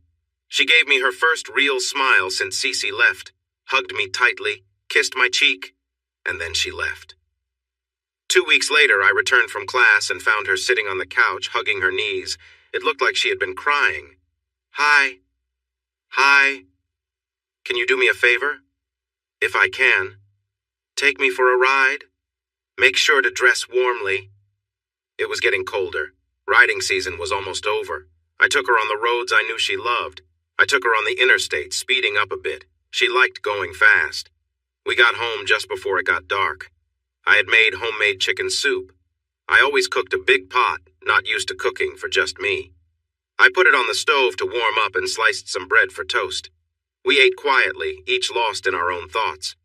While I was washing the dishes, I heard her voice. "Can I come home?" I didn't turn around. I just kept rinsing the plates. "Yes." "When? Is tonight too soon?" "No." I heard the door slam and then some knocking. She had locked herself out. When I opened the door, she was pulling a big suitcase. I helped her bring it inside. "Which bedroom?" I asked. "Ours." We prepared for bed quietly. She was already in bed when I got there, and she folded back the covers for me. I slipped in and wrapped my arms around her. It started with a little sniffle, then turned into loud sobs. I held her close, trying to comfort her. Eventually, she calmed down, moving from sobs to hiccups.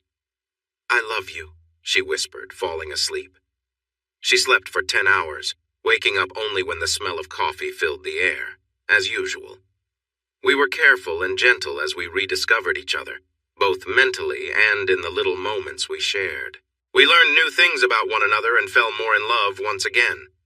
She began to decorate the apartment, making it feel like ours. I knew why she was doing it and supported her, helping when I could and giving my honest opinion when she asked. I had the ring she gave back when she moved out, and I had another ring well hidden. One night, about 6 months later, I placed the ring on her finger while she slept. She didn't notice until she reached for the coffee pot. She paused, looked at the ring, kissed it, and gave me a smile that filled me with joy. At that moment, I realized that my life would not be complete without her. I took her hand and kissed the ring. Holding her hand firmly, I said, "Amy, I need to ask you a serious question." She looked a bit nervous, but replied, "You can ask me anything, love. What is it?" "Do you think you could be happy married to a teacher? I may not earn a lot, but I would love you." That was all I could get out before she jumped across the table, sending pancakes and scrambled eggs everywhere. It took a long time to clean up. On the floor, amid the hugs and joy, I think I heard a yes. And that's how we got engaged over breakfast on a Tuesday morning, her in my old shirt and me in my boxers. Quite the romantic, right? After we cleaned the kitchen, she shooed me out of the house. "Go to school. I have things to do. Looks like I might miss my first class." "What's so important that you have to skip class?" She gave me that look, the one that seemed to say, "Men just don't get it." Then she said, "I have a wedding to plan. I need to call my mom, your mom, and Barb. Now go." All three mothers, including Barb, whom Amy considered a second mother, gathered with us that weekend. We made plans and discussed all the details. I tried to share my thoughts, but they quickly pushed me aside.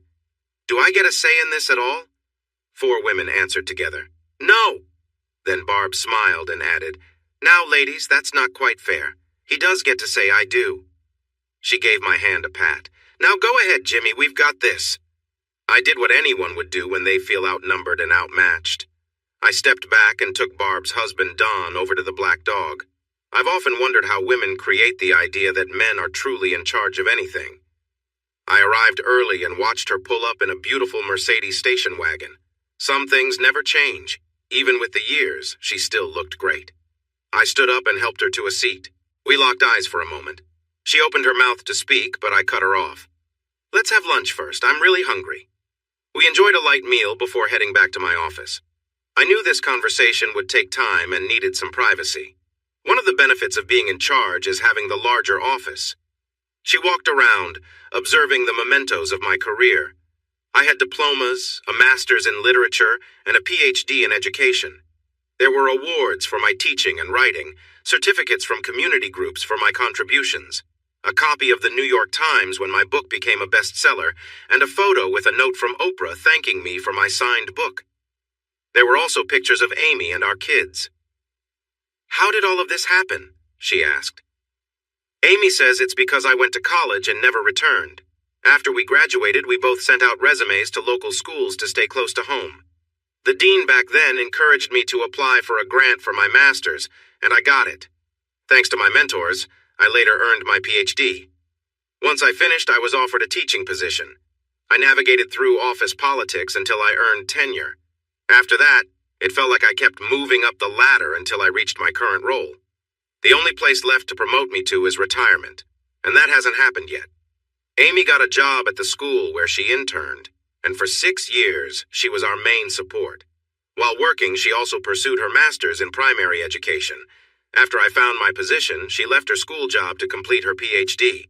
Now we're known as the Doctors Wilson. She came back to the education field and, like me, moved up in her career. This is her first year as the principal of the local middle school, which was her goal. She can retire next year and is considering it. Despite continuing our education, we managed to build a family, and that's where we are now. "Wow," she said. She was looking at a photo of my son in his military uniform. "You told me last night your daughter is in school here. Is your son still serving in the military? Where is he stationed?" "Arlington." She noticed the sadness on my face. "Do you want to talk about it?" I still remember when he got accepted to West Point. He was so happy. He graduated in the top 10 of his class of 230. He went to Iraq once, got hurt, came back for a year, and then returned for a second tour. His vehicle hit a bomb. He didn't pass away right away. He made it back to the States. He passed away at Walter Reed, but he did get to say goodbye. Tears were rolling down her cheeks. "I'm so sorry. I can't imagine how hard that must have been for Amy. It was tough on her. Really tough. My mom was still alive then, and she and Barb came to stay with us for a bit. It helped a little. I didn't know your mother had passed. I'm sorry. She lived a full life and had 9 grandchildren. 4 grandsons and 2 granddaughters carried her casket. Now, Cece, tell me your life story. I know who you married, H. Harrison Truman. Want to know how I know? 2 days after we got your note, I received a letter with nothing in it except a newspaper clipping. It was an announcement of your engagement from 3 weeks before. I guess your father sent it. I never let Amy see it." She had her hands over her mouth. "What must you have thought of me back then?" I was angry. Very angry. Looking back, it was probably for the best. Relationships like that often don't work out. College isn't really a good place for real-world decisions. We would have likely gone our separate ways eventually. She nodded in agreement. "I'm sure you're right, but I held us back by not having the courage to try. You know my dad disliked you? Want to know why? Because you never tried to impress him. His money meant nothing to you. All you wanted was me. Just me, not me and his money. He always felt like you were looking down on him, so he tried to keep us apart. All those business events he made me attend, that was his way of introducing me to men he thought were better for me, men he could control, and I fell for it. Harry worked for the law firm my dad used. He was the only son of the main partner. He was everything you were not. Clean-cut, eager to please, easy to manage. He never had his own ideas, just repeated what my dad and his dad said. It was a good match for both our families. I went along with it to make my dad happy. I was always his little girl, the princess who shouldn't be mixed up with the crowd. You know how spoiled I was. It was always about me. And with Harry, even before we got married, he kept me on that pedestal. But Jimmy, one of the main reasons I left was out of fear of you. Not physically. I knew you would never hurt me. Well, not unless I asked for it. Do you still have those paddles? When Amy first got her toy box, it took her some time before she showed it to Cece. Amy didn't enjoy anything that hurt, so she didn't use the paddles. But Cece saw them and became very interested. One night, after a few drinks, Amy decided to try something new. She gently tied Cece up and played a little. They both enjoyed it, and it became part of what they did together. I smiled, remembering the first time Amy brought me into one of their sessions. Afterward, she asked us both to help put lotion on her skin and give it a kiss to make it feel better. We kept her tied up for a while, and between our time together and the toys, she was quite happy for hours. I was afraid of you because you were the one person I could never really control. You were kind to me and put up with a lot just because you cared, but there was a line you wouldn't cross. With Harry, I was in control. If I wanted some intimacy, I would say so, and if I didn't, there were no complaints. You would sometimes come home, take my arm, and bring me to the bedroom. Other times, you'd just take me wherever we were. I loved it, but it also made me anxious. But, I could handle the intimacy. It was real life that got to me. You were very patient with my personal issues, but if I was unkind to Amy or treated others poorly, you were on me right away. There was no leniency. I knew you were right, but I didn't like it. With Harry, if I said something needed to happen, it would happen. The only time I ever lost control was when we moved to Florida and I had to get my tattoo removed. My dad had a hand in that too. I think being closer to you made him uneasy. He nearly had a heart attack when Harry told him about the tattoo. The tattoo. It was probably the wildest thing I ever talked her into. One of Amy's friends, who was studying art and worked at a tattoo shop, designed it for us. Amy wanted to have a permanent symbol of love that connected us, so she created a big C with an A inside and a J linked to the A. Amy said the letters twisted together to show the bond of our love. Mine was on my left shoulder, while theirs were on a spot that would only be seen if they were changing. They both promised that I would be the only one to ever see them. So he erased all signs of that wild time in my life. I took off my jacket and unbuttoned my shirt, pulling my sleeve down to show her my tattoo. It's a bit faded, but still there. Amy still has hers, too. Barbie Joe noticed it when she was around 16 and had to rethink how cool her mom was. Barbie Joe? Barbara Joanne Wilson. Amy wanted to remember two women who meant a lot to us. You know she still has that old Thunderbird? We exchanged it 20 years ago, but when I got the money from the book, I searched for it and found it in a junkyard. It cost me way more than it was worth when it was new to fix it up for her. I gave it to her for her 49th birthday. JJ was home for a break, and Barbie, he and I woke up early to hide in the garage. I turned on the coffee pot, knowing the smell would wake her up. When she noticed we were all gone, she checked to see if my car was still there, thinking we might have gone out for breakfast. Barbie had a camcorder and we captured everything on tape, but it didn't go as we planned. She fainted, and it took us a while to help her up. She cried all day. It brought back too many memories. Once she stopped crying, she insisted we take a ride. It was early April, but she wanted the top of the car down. It was chilly, and she complained to me about wasting money on the convertible. I responded that a pretty girl in a convertible was a dream for many men, though it would have been nicer if she had worn something lighter. That evening, she called me on my cell and asked for help with the convertible top. When I got to the garage, I saw the top was already down. Confused, I called her again. "Where are you? I'm in the garage and the top is already down." Suddenly, she appeared from behind the car, wearing something unexpected. Even at her age, she looked good. "Playful man, I meant this top." We joked and laughed. After that, I never heard her complain about the cost again. Cece smiled at the memory. I wish I had been there. We could have made some fun memories. Realizing what she said, she turned red. I chuckled. You wouldn't have liked it. Remember, you didn't want to sit in the back seat. By the way, have you been with anyone since Amy? Still blushing, she shook her head. No, not since her. I remember one night before Harry and I broke up, we were getting close and something reminded me of you two. I drank a lot of wine and I tried to picture Harry with me and Amy. I laughed so hard, it caught him off guard. He got annoyed, especially when I didn't explain. It ruined the moment, to say the least. I don't miss being with a woman. I miss being with Amy. I was only with Harry during our marriage. We never had the same excitement I had with you two, but it was comfortable. We had 4 kids. The 2 oldest are married now, and I'm a grandmother. My daughter is with me, and my youngest son is in prep school in Virginia. My nest feels empty. It wasn't a bad life. Yet through the years, I would think of you and Amy and what could have been, and it would make me sad. An awkward silence filled the air. Let's change the topic. You mentioned Amy was having some issues recently. Is she doing better now? She's much better. It was related to work, and we almost didn't pull through. We had a brief separation. It started just before JJ passed away. She became moody and unfocused. She didn't want me to touch her anymore and began sleeping in his old room. After we got back together, we learned it was early menopause. Unfortunately, she also suffered from depression, something the doctors said went all the way back to when you left, which led to her leaving me. When we lost JJ, she started to fall apart. She became sure that I was being unfaithful. Her behavior changed. It was bordering on harmful toward me. She never directed any of that anger at Barbie, but she stopped inviting friends over because she was scared that her mom would get upset. Things got so tough that Barbie spent the summer with Barb. I was relieved when it all reached a breaking point. I was working part-time at the Black Dog. Amy was on summer break, and I had taken some time off to be with her. I got that job mainly to get away from home. One night, I had to kick out a drunk customer, and later that night, he and 2 of his friends attacked me. Maybe I was slower than I used to be because they really hurt me. I had a hurt jaw and a hurt shoulder.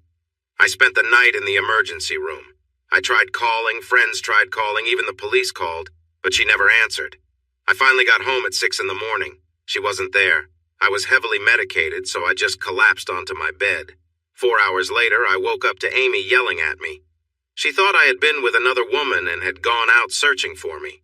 We had gone to visit JJ at college and stopped in New York to see a Yankees game on the way home.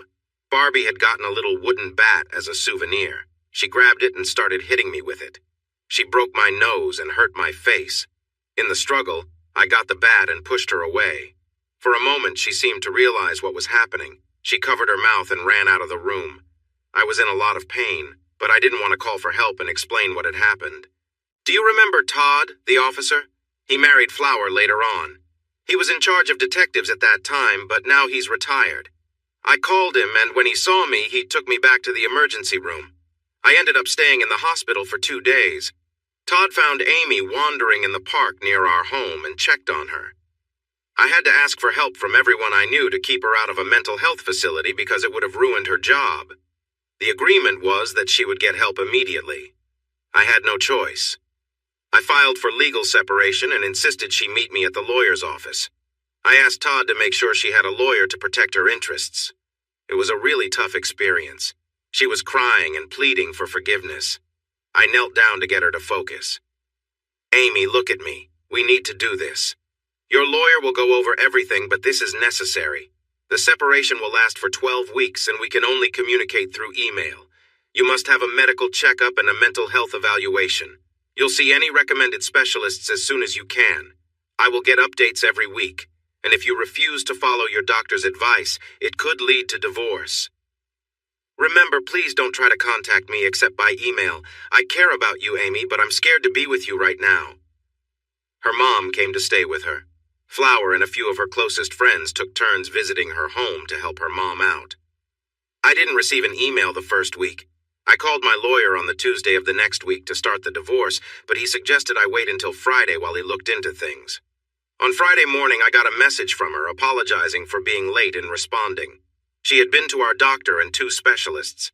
The following week brought 3 emails. One was from a specialist helping her with menopause, another for depression. She mentioned she was taking medication, 3 new prescriptions. The third message was directly from Amy. She apologized for how she treated me and asked for the time she needed in her recovery. She also said she loved me. In the next 3 weeks, her messages were more positive, saying how much better she felt, but they always ended with an apology. I began to feel hopeful. Her doctors were sharing good news, and her friends told me she would smile more often. Her emails got longer and felt more personal, filled with memories of happier times. Barbie Joe returned and supported what I had been hearing. Then, in the 9th week, she came to me in tears with a handwritten note from her mom. I still keep that note. Dear husband, I know we agreed to only communicate through email, but this message is too personal. Please forgive me for this, but I think you will understand once you read it. One of my doctors found something unusual in my blood work and scheduled more tests. I met with him last Friday and struggled over how to tell you, but I feel you need to know, and I have a favor to ask. My thyroid isn't working correctly. The doctor can explain it better than I can if you speak with him. This issue caused my early menopause and is upsetting my hormones. I need surgery to address it, and it is planned for next Thursday. Now, the favor.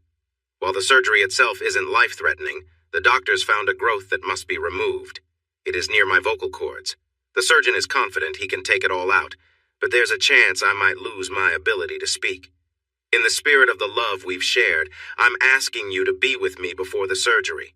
I want the chance to tell you that I love you one more time, just in case. Please, Jimmy, I'm asking you. Amy. I cried as I remembered. She didn't say a word, just hugged me tightly. Of course, I went home right away. There were many tears, and Amy tried to express everything she wanted me to know. We talked for hours. On the morning we were headed to the hospital, she handed me a packet saying it was just in case. I opened it months later. It was a CD of her voice. She had recorded a message for every day of the year, including holidays. I had one of my assistants help me program it into my computer. Every morning when I log on, this is what I hear. I opened my laptop. Amy's voice played right away. Good morning, honey. It's September 10th. I just wanted to tell you I love you. Have a great day. Every time I hear her, I feel so lucky. On the day of the surgery, I was really anxious. Amy tried to calm me, but when the surgeon asked me to sign the forms, I almost lost it. The surgery was a lot more serious than she let on. I held her hand while they gave her the medicine to make her sleepy. She kept saying, I love you, until she drifted off. The surgery was supposed to be quick, but it stretched to 3 hours. I thought I would go crazy waiting. When it was finally over and the doctor said she was okay and would be able to talk, I broke down. Barb comforted me, letting me release everything. Amy was still alive, pushing 70 but still strong. Before the surgery, Amy spent her time talking to everyone she could. She spoke to Barb for hours. This was too big to keep secret, and when people realized she might be saying goodbye, they rushed to the hospital. Our school and college communities are close-knit. Everyone loved Amy. The waiting room overflowed. When they moved her to a room, it looked like a garden filled with flowers. I stayed by her side for 11 hours, holding her hand, wanting to be there when she woke up. I dozed off and woke up to see her looking at me, her small hands holding mine. Then I heard the most beautiful sound. It was weak, but I understood every word. Hi, honey, I love you. Will you come home now? We didn't recover overnight. She had her own counselor, and we also saw a marriage counselor together.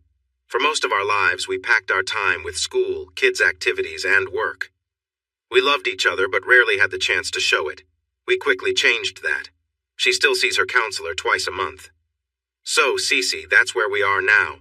If you want to be part of our lives again, it's going to take time. Here's her email address. Send her a note about everyday things, kids, work, that sort of stuff. Let her lead the way." I pulled her close and kissed her softly. She was surprised and pushed back gently. "What was that?"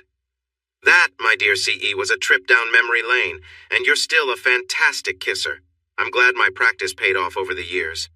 Her smile was bright. "Your practice? When we first got together, I wasn't sure you even knew how to kiss. It took me months to help you. I need to go back to Amy now. I'm sure it won't be long before I see you again." This time she kissed me back. "I never stopped loving you both. And yes, this isn't the last time you'll see this big surprise. Part 3, a triangle inside a circle." She followed my request. Short emails turned into longer, more personal ones. I watched Amy closely. She was a bit quiet after the emails for a while, but slowly she began to look forward to them. She even wanted me to read them with her. Cece gave her phone numbers, saying she would love to hear her voice, but it was up to Amy. 4 months after they started talking, Amy called Cece. Their chats followed the email pattern, starting short and becoming long. I talked to Cece about once a month just to keep in touch. Our conversations began short too, but like Amy, they grew longer, mostly sharing stories from our younger days. After 8 months, Amy came to me with news. "I'm going to see Barb this weekend. It's her birthday. She's turning 70 this year. We're going to take her to a club with entertainment. It'll be fun." Despite her age, Barb was full of energy and looked much younger. I suppose being wealthy has its perks. She said she wasn't trying to turn back time, just slow it down a bit. "Have a great time, dear. But if Barb does something wild, don't call me for help." I've talked to her about behaving. Just because she has a little fun doesn't mean she's out of control. Did you know she keeps one of those costumes on her wall? She says it's a better trophy than any deer or fish. Barb would never slow down. She would keep going until she was worn out. I still care for her, and I always will. Jimmy, I'm having lunch with Cece while I'm there." I could have said a lot of things, but I simply replied, "Tell her I said hi." She was a bit quiet when she returned, but seemed fine otherwise. 2 months later, Cece visited to see her daughter and stopped by our house. It was a quick visit. I told her she looked great. She had lost about 30 pounds. Before she left, she hugged and kissed us both. Amy worried about Cece's weight. She said if Cece lived here, she would encourage her to stay active. Cece giggled and said, "Oh, we should have done that when we were younger." I was surprised and blushed, which made them burst into laughter. The next spring, I found them again on the sofa. "Hi, Cece. Are you here to see your daughter?" "Yes and no. I'm visiting her and I'm considering moving here. Nobody knows me at home anymore. I disliked Florida, and this place holds my happy memories. Amy will help me look at condos. Is that okay?" She was a bit defensive and bold at the same time. I looked at Amy and said firmly, "I don't want you to go." Amy got upset. "Who are you to tell me what I can do with my friends?" "Well, I'm your husband for one, and you're an adult, so you can go anywhere you choose as long as it makes sense." It was a silly question, so it deserved a silly answer. "Call Flower. Doesn't she work in real estate? I bet she could use the business." They looked at me like I was joking, then started to smile. "Has he always been this difficult?" Cece laughed. "No, but he's definitely gotten better at it over time." They both stood up, gave me a big kiss, and called Flower. A month later, she owned a 3-bedroom condo just 10 minutes away. At first, we only saw each other once or twice a month, but soon she was almost always there, or Amy was at her place. We started spending Friday nights together, sharing a meal, watching a movie, enjoying each other's company. The only tough moment happened one night when we were at the house, sipping wine and chatting. Something she said made Amy take out some old photo albums. They sat on the couch together looking at the pictures and reminiscing. One photo seemed to bother Amy, and she fell quiet. CE noticed and wrapped her arm around her, giving her a comforting hug. "What's wrong, sweetie?" CE asked. Then Amy let out a rush of feelings. "You left us. We loved you, and you left us. How could you be so cruel and cold? We loved you." She pushed CE away and curled up at the end of the couch, crying as if it had just happened. Cece was in tears too, repeating, "I'm sorry," over and over. I gathered Amy in my arms and took her to the bedroom.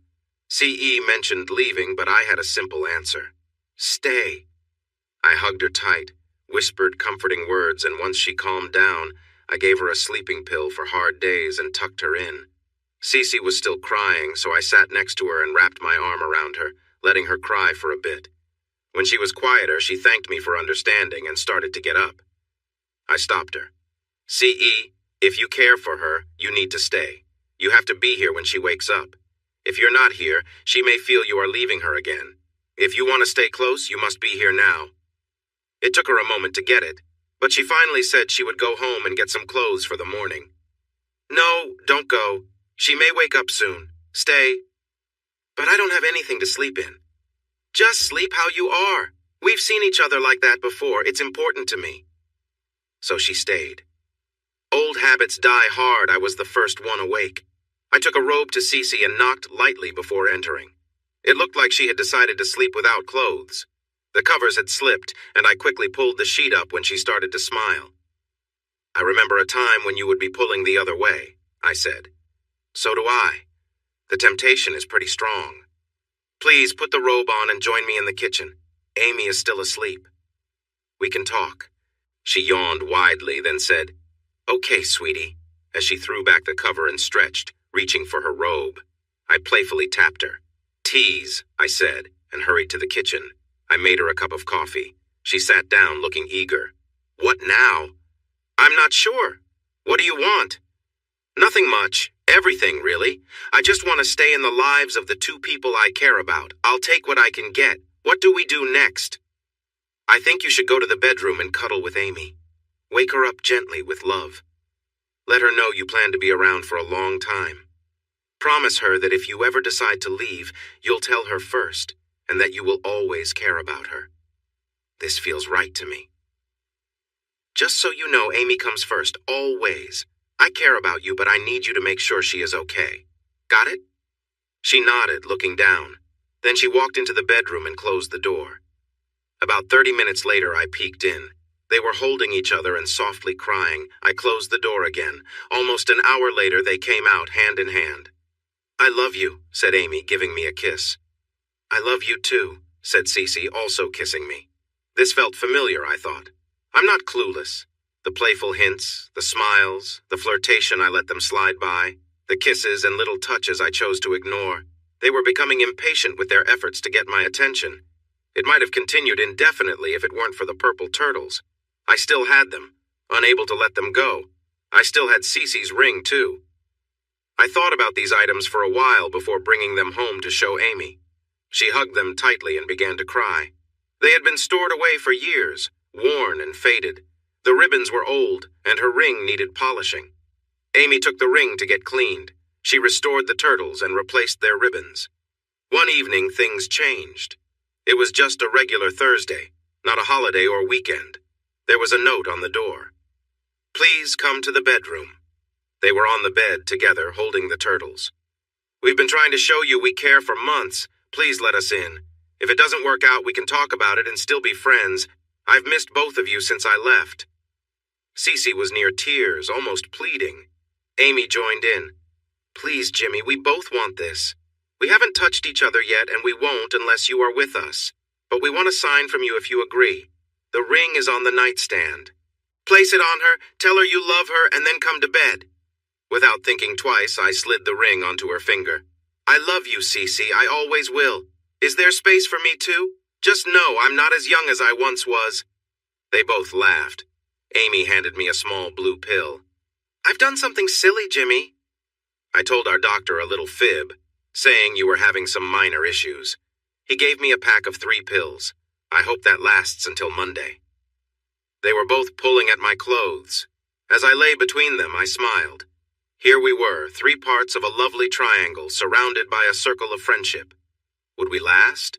Who knows? But we would care for each other as long as we could with all our hearts.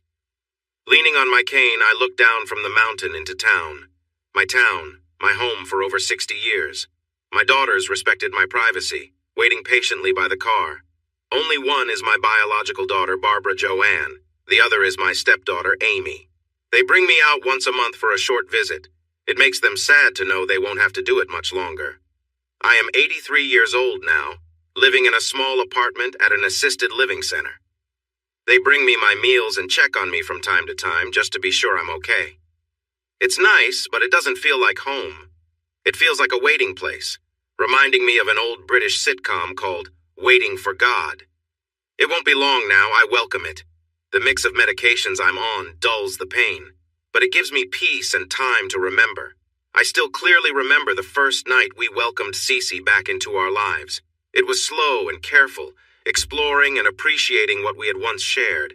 It wasn't the passionate nights of youth, but it was mature love with all its layers.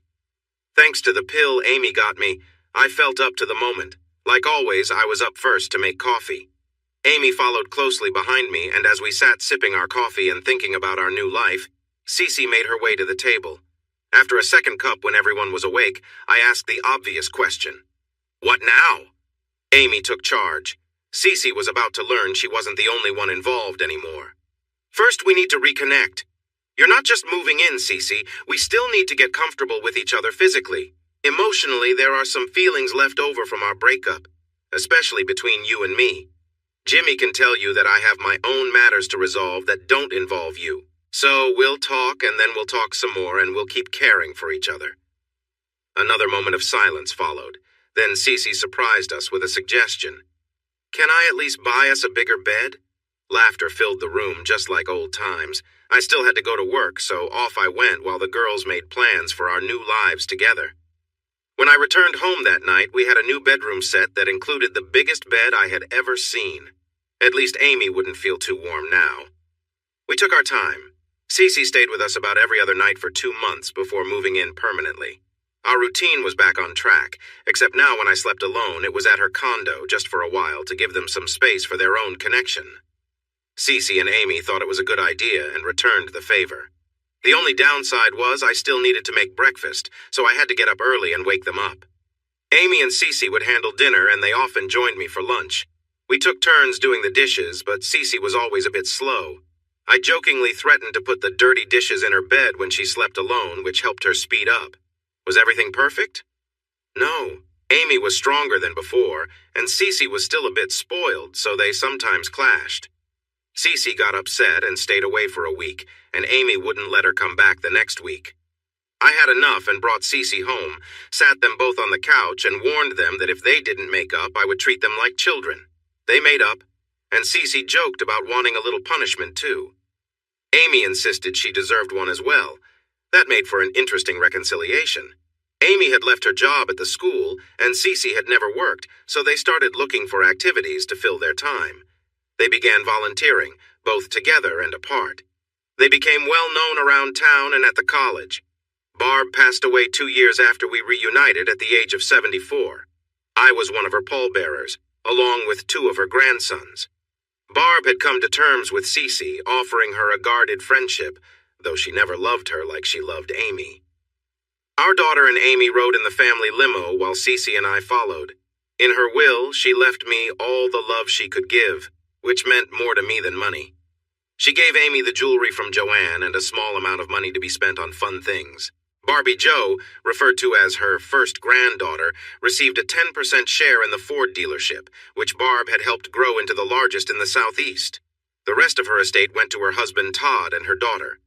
I got a few pictures of Barb and Joanne, while Amy received the framed jewelry, which brought us both tears and smiles. 6 months later was the start of the annual event called the Barbara Jones Stripathon, where the winner was chosen based on the number of items collected. Amy, Barbie Jo, Jane, her adopted daughter, Joanne, Barb's granddaughter, and Cece hit the local bars. Cece and Jane came out on top with 2 each, while the others got one. I didn't ask questions, but kept some money ready in case they needed it. When it came to money, Cece was well off. Her dad had divided his estate among his children to help with taxes. He was still alive when we got together, richer than ever. I didn't like him, but no one could deny that he was good at making money. He saw the decline of the textile market coming and sold his factories at a good price. He then invested in real estate and made another fortune before that market crashed. He was still buying properties at low prices, waiting for the market to improve. Seeing his face when Cece was on one arm and Amy was on the other made me happy. I didn't tease him too much, but the grin on my face showed him everything he didn't want to admit. Being a hometown hero didn't help things either. With money from my writing and the book, Amy and I started a scholarship program at my old high school. The program covered 2 years at community college, and if students kept up their grades, they could go for 2 more years at a regular college, ideally at Mountain State. Every year I gave a talk at the school about the importance of education and hard work. The school had a display case in the lobby next to the office that embarrassed me. It felt almost like a shrine. It had the motto, "Anything is possible," with photos of me from yearbooks, a few from my college days, and some as a professor and dean. In the middle was a big picture of me in front of my old motorcycle, wind blowing through my hair and beard. Underneath there was a copy of my book. Years passed, and the girls started suggesting I retire. I wasn't sure until we got a new president. He was ambitious and wanted to make a name for himself. By then, everyone in our community knew about my personal life. We didn't show it off, but we didn't hide it either. Honestly, no one seemed to mind. Cece's daughter got one of those small scooters that were popular. Amy tried it and loved it. Soon, both girls were shopping for scooters. I insisted they get ones with at least 150 cc's, something strong enough to keep them safe. Before long, they were a common sight, zooming around. I warned them that I'd take the scooters away if they kept being reckless. One day, the president called for a meeting. I thought it would just be the usual introduction that department heads have with a new leader. After the usual kind words, he surprised me by asking, "Isn't that your wife and her friend I see around town on those small scooters?" "Yes, sir, but technically they are scooters, not motorcycles." He then asked, "Do you think it's proper for someone like her, the wife of one of our most important deans, to ride around like that?" I never thought about it. His surprise was clear. They're small, easy to handle on city streets, and very economical. Besides public transport, they're perfect for getting around the city. He seemed confused by my answer. "Really? I would have thought, given your position, you'd want a bit more decorum." I felt anger rising. "Where is this going? Is she riding without proper clothes? Has she hurt anyone? Broken anything?" "She's a grown woman and doesn't need my guidance." "Do you completely control your wife?" "Let's get to the point. What are you thinking?" That was a low blow. I knew he had just gone through a divorce, and his ex was very open about why. She claimed he was too controlling, believing women should have no say or thoughts of their own. According to her, he wasn't very loving and often acted foolishly, and those were her kinder words. He blushed at the mention of his ex-wife. "Of course, you should control your wife. And are the rumors true that you're living with another woman while still married? Not a great example for young people, don't you think?" "Let me set the record straight, Mr. President. My living situation is not your concern. What I do outside of these walls is not your business. If you have evidence of me harming young minds, bring it forward. I have one of the top departments at the school, and many enroll just for that. If you don't think I should be here, then fire me. Otherwise, stay out of my personal life. Do we understand each other?" I thought he might really lose his temper. He knew he couldn't fire me without a solid reason, and he didn't have one. The fact that I didn't bow down to his expectations did not seem to register with him. "I'll use the morals clause. You'll be out of here so fast it will make your head spin. Don't ever speak to me that way again." I couldn't help but smile. He was getting loud, so I raised my voice in response. "Go ahead, make my day. Use the morals clause. I've got a great lawyer who loves these kinds of challenges. I know 3 of your professors are living with students and 2 more are involved with others. Go ahead and dig into that. When it comes down to it, all you can show is that a longtime friend lives with us." "Are we done here now?" He was struggling to form words. "I thought so. See you later." I admit I may have gone a bit overboard. Retirement crossed my mind, and I decided it was time. I went straight back to my office and began the retirement process. When word got out, it caused quite a stir. He had left his door open, and his secretary and some staff overheard everything. I received a call from the president of the college system, the top leader. I had met him a few times, and we got along well except for his insistence on wanting me to transfer to Central, his alma mater. "Is it true? Are you retiring? Think about it. We really need you. If it's just a change of scenery you want, I can arrange that." "Thank you, but it's time to let the younger generation take over. I'm happy to step aside and give someone else a chance. We have some really good people here, and more spread throughout the system. I'm in the middle of writing my first novel, so I'll have plenty to keep me busy. There were a lot of nice words, many goodbyes, and both private and public parties for me. Everyone at the school knew about the little disagreement that led to my retirement. So many came to celebrate. The president of the university system was there, likely hoping to convince me to work at Central. At first, Amy and Cece were upset. But when I reminded them that they had been urging me to retire for a while, they decided to just enjoy the moment. They got a bit of payback at the dinner. Wearing matching dresses, they stayed close to me during the event and surrounded me at dinner, showering me with hugs and affectionate gestures. In my speech, I thanked my past and present mentors, the people who helped me become a better educator over the years. I managed to add one final note. Most of all, I want to thank my wife by law, Amy, for being there for me all these years with her love and guidance, and my wife in spirit, Cecilia Morgan, for helping me grow into the person I am today. I love them both dearly. Everyone, just know that I will miss you all. It has truly been a joy to have you as friends. Almost overwhelmed with emotion, I left the stage and returned to my seat, where I was embraced by 2 loving hugs. As I wiped my eyes, I saw the school president looking at me. He looked surprised, as if he had just tasted something very sour. Once everyone was leaving, the system president spoke with me. "Well, Jimmy, you really know how to leave a lasting impression. This place will miss you more than they know. If you ever decide to come back, give me a call. Central could always use someone like you." He kissed the girls on the cheek, told them to take it easy on me as an old retired guy now, shook my hand one last time, and left. With some free time, I joined the girls in their charity work, focusing on the university. Being a bit well-known sometimes has its advantages. One special project for us was Amy's house. We moved into Cece's townhouse, a shared decision for convenience. Our old house was in the countryside, and I lost interest in yard work. The townhouse had 4 bedrooms, more than we needed. We did a bit of remodeling, added a bathroom, made some changes, got the zoning clearance, and opened it to 4 girls who needed financial help or were on partial scholarships, completely free of charge. Amy remembered what that struggle was like. She became a caring figure, often visiting to cook breakfast and check on them. She made sure the pantry and fridge were always full. Not to be outdone, Cece started hosting Thursday night pizza parties, where they would review grades and reward the girls with small allowances. Most of the girls loved those gatherings. So far, 32 girls have lived in the house. At the girls' suggestion, I took my poem, Song of the Purple Turtles, and turned it into a romantic novel. It was very personal and took me 3 years to finish. I didn't ask for permission for what I wrote, but I made sure they read it and shared their thoughts. Both girls were upset by some parts, but they liked the final version. The editor who had helped with my last book had moved to a bigger publisher and asked me to contact him if I wrote a novel or needed more help with a book. I sent him the manuscript.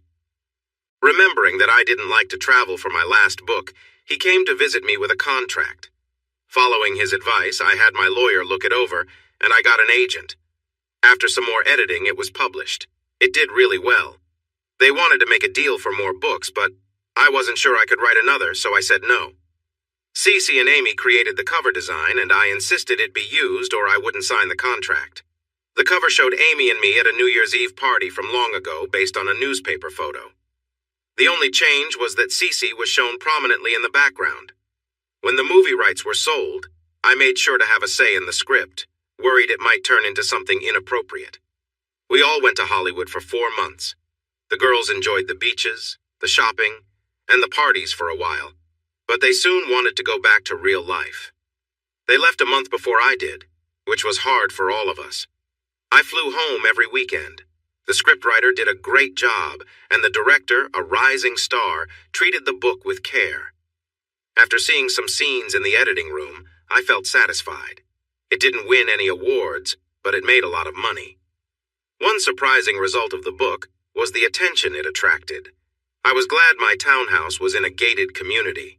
The commotion faded quickly, though in today's world, you don't get a long moment of fame, more like a fleeting one.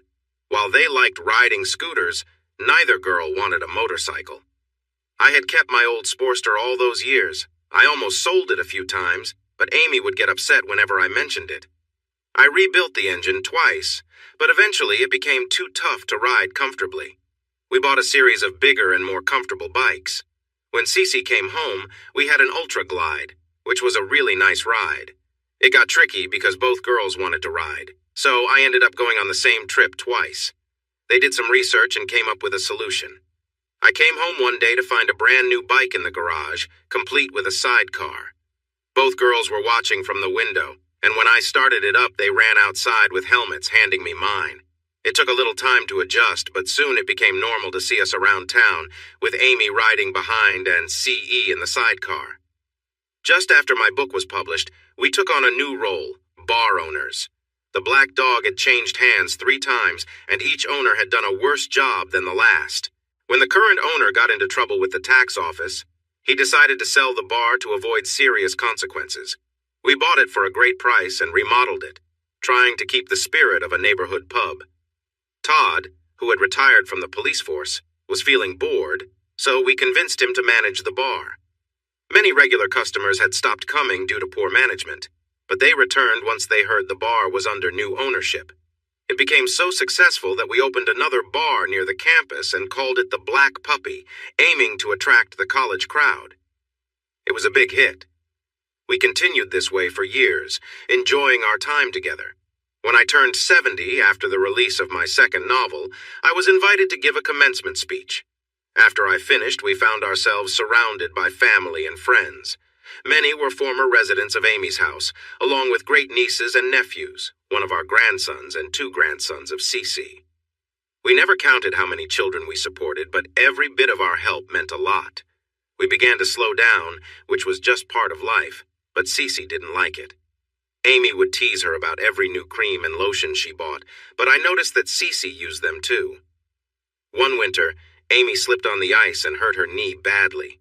She wore a brace for 2 months and went through physical therapy for 3, but she never fully regained the mobility she desired. When doctors suggested a small surgery that could ease her pain, she decided to go through with it. It was a quick procedure, just 30 minutes of surgery, followed by 6 hours of observation, and then we could take her home to recover. It was such a routine process that she told me not to come, as Cece could handle the transportation. But I had some free time, so we decided to take her, stayed through the procedure, and waited for her to wake up afterward. I was busy with the paperwork while Cece was getting her ready to leave when I suddenly heard a scream. I knew something was wrong. Amy woke up and was checked over before being cleared for release. The doctors told us to let her rest for a few weeks before starting therapy. While Cece was helping her with her shoes, Amy was happily chatting, playfully accusing Cece of looking up her skirt. Just as Amy was about to respond, her smile vanished and she collapsed back onto the bed. When she didn't wake up, Cece screamed. It turned out to be a blood clot that had traveled to her heart. They said it happened so quickly that she felt no pain, but we sure did. The pain was deep and overwhelming. We cried for days. Our children took care of all the arrangements. We said a private farewell before the funeral, honoring her last wishes. Her beloved purple turtle was placed in the casket. The ring I had made was gifted to me, along with a letter she wrote. It took me 4 tries to get through the letter. It felt so much like Amy. My dear ones, if you are reading this, it means I reach the end before at least one of you. Don't be sad. I want you to keep living. Our children and future generations will need your love and kindness. If you both outlive me, I have a few requests. Jimmy, marry Cece as soon as the time is right. That way we can truly be a family together. You know I wanted the turtle with me, something to hold on to while I wait. Cece knows what I want to happen with my ring. Now share our love with others who need it most. Visit me. I'd love to hear you both now and then. I'll be waiting for you. With all my love, Amy. We made it through. We shed tears and threw ourselves into our charity work and caring for each other. 9 months later, we had a small wedding. Cece's daughter, named Amy, and my daughter, Barbara Joanne, were our witnesses. 5 years later, Cece passed away. She had always been a big woman, and after some time, her health declined. Her purple turtle was with her until I could join them. A year later, I fell and broke my hip, which made it hard for me to care for myself. Not wanting to be a burden to my family, I moved into an assisted living apartment. My kids and a few old friends visited often. When people learned I was a wealthy, twice-widowed, best-selling author, The ladies in the community made sure I had company. I could hear their laughter. Now I sit, surrounded by memories and medication. I can tell my time is coming both from how I feel and the care I receive from the staff. I'm ready, as I truly miss my girls. There was a big turnout for someone many had forgotten. The weather was cloudy and cool, but nice enough. Mountain View, high atop a mountain, overlooked a small college town. Children, grandchildren, great-grandchildren, and even 2 great-great-grandchildren gathered in front of the gravesite, remembering. It was actually 2 double plots purchased years ago by the girls. Only 3 were buried there, spaced out. Amy didn't like being too close to others. The largest stone in the cemetery stood tall, drawing the attention of visitors. It was a big triangle rising high. At the top were the letters C with an A inset and a J hanging from the crossbar of the A, all inside a triangle surrounded by a circle.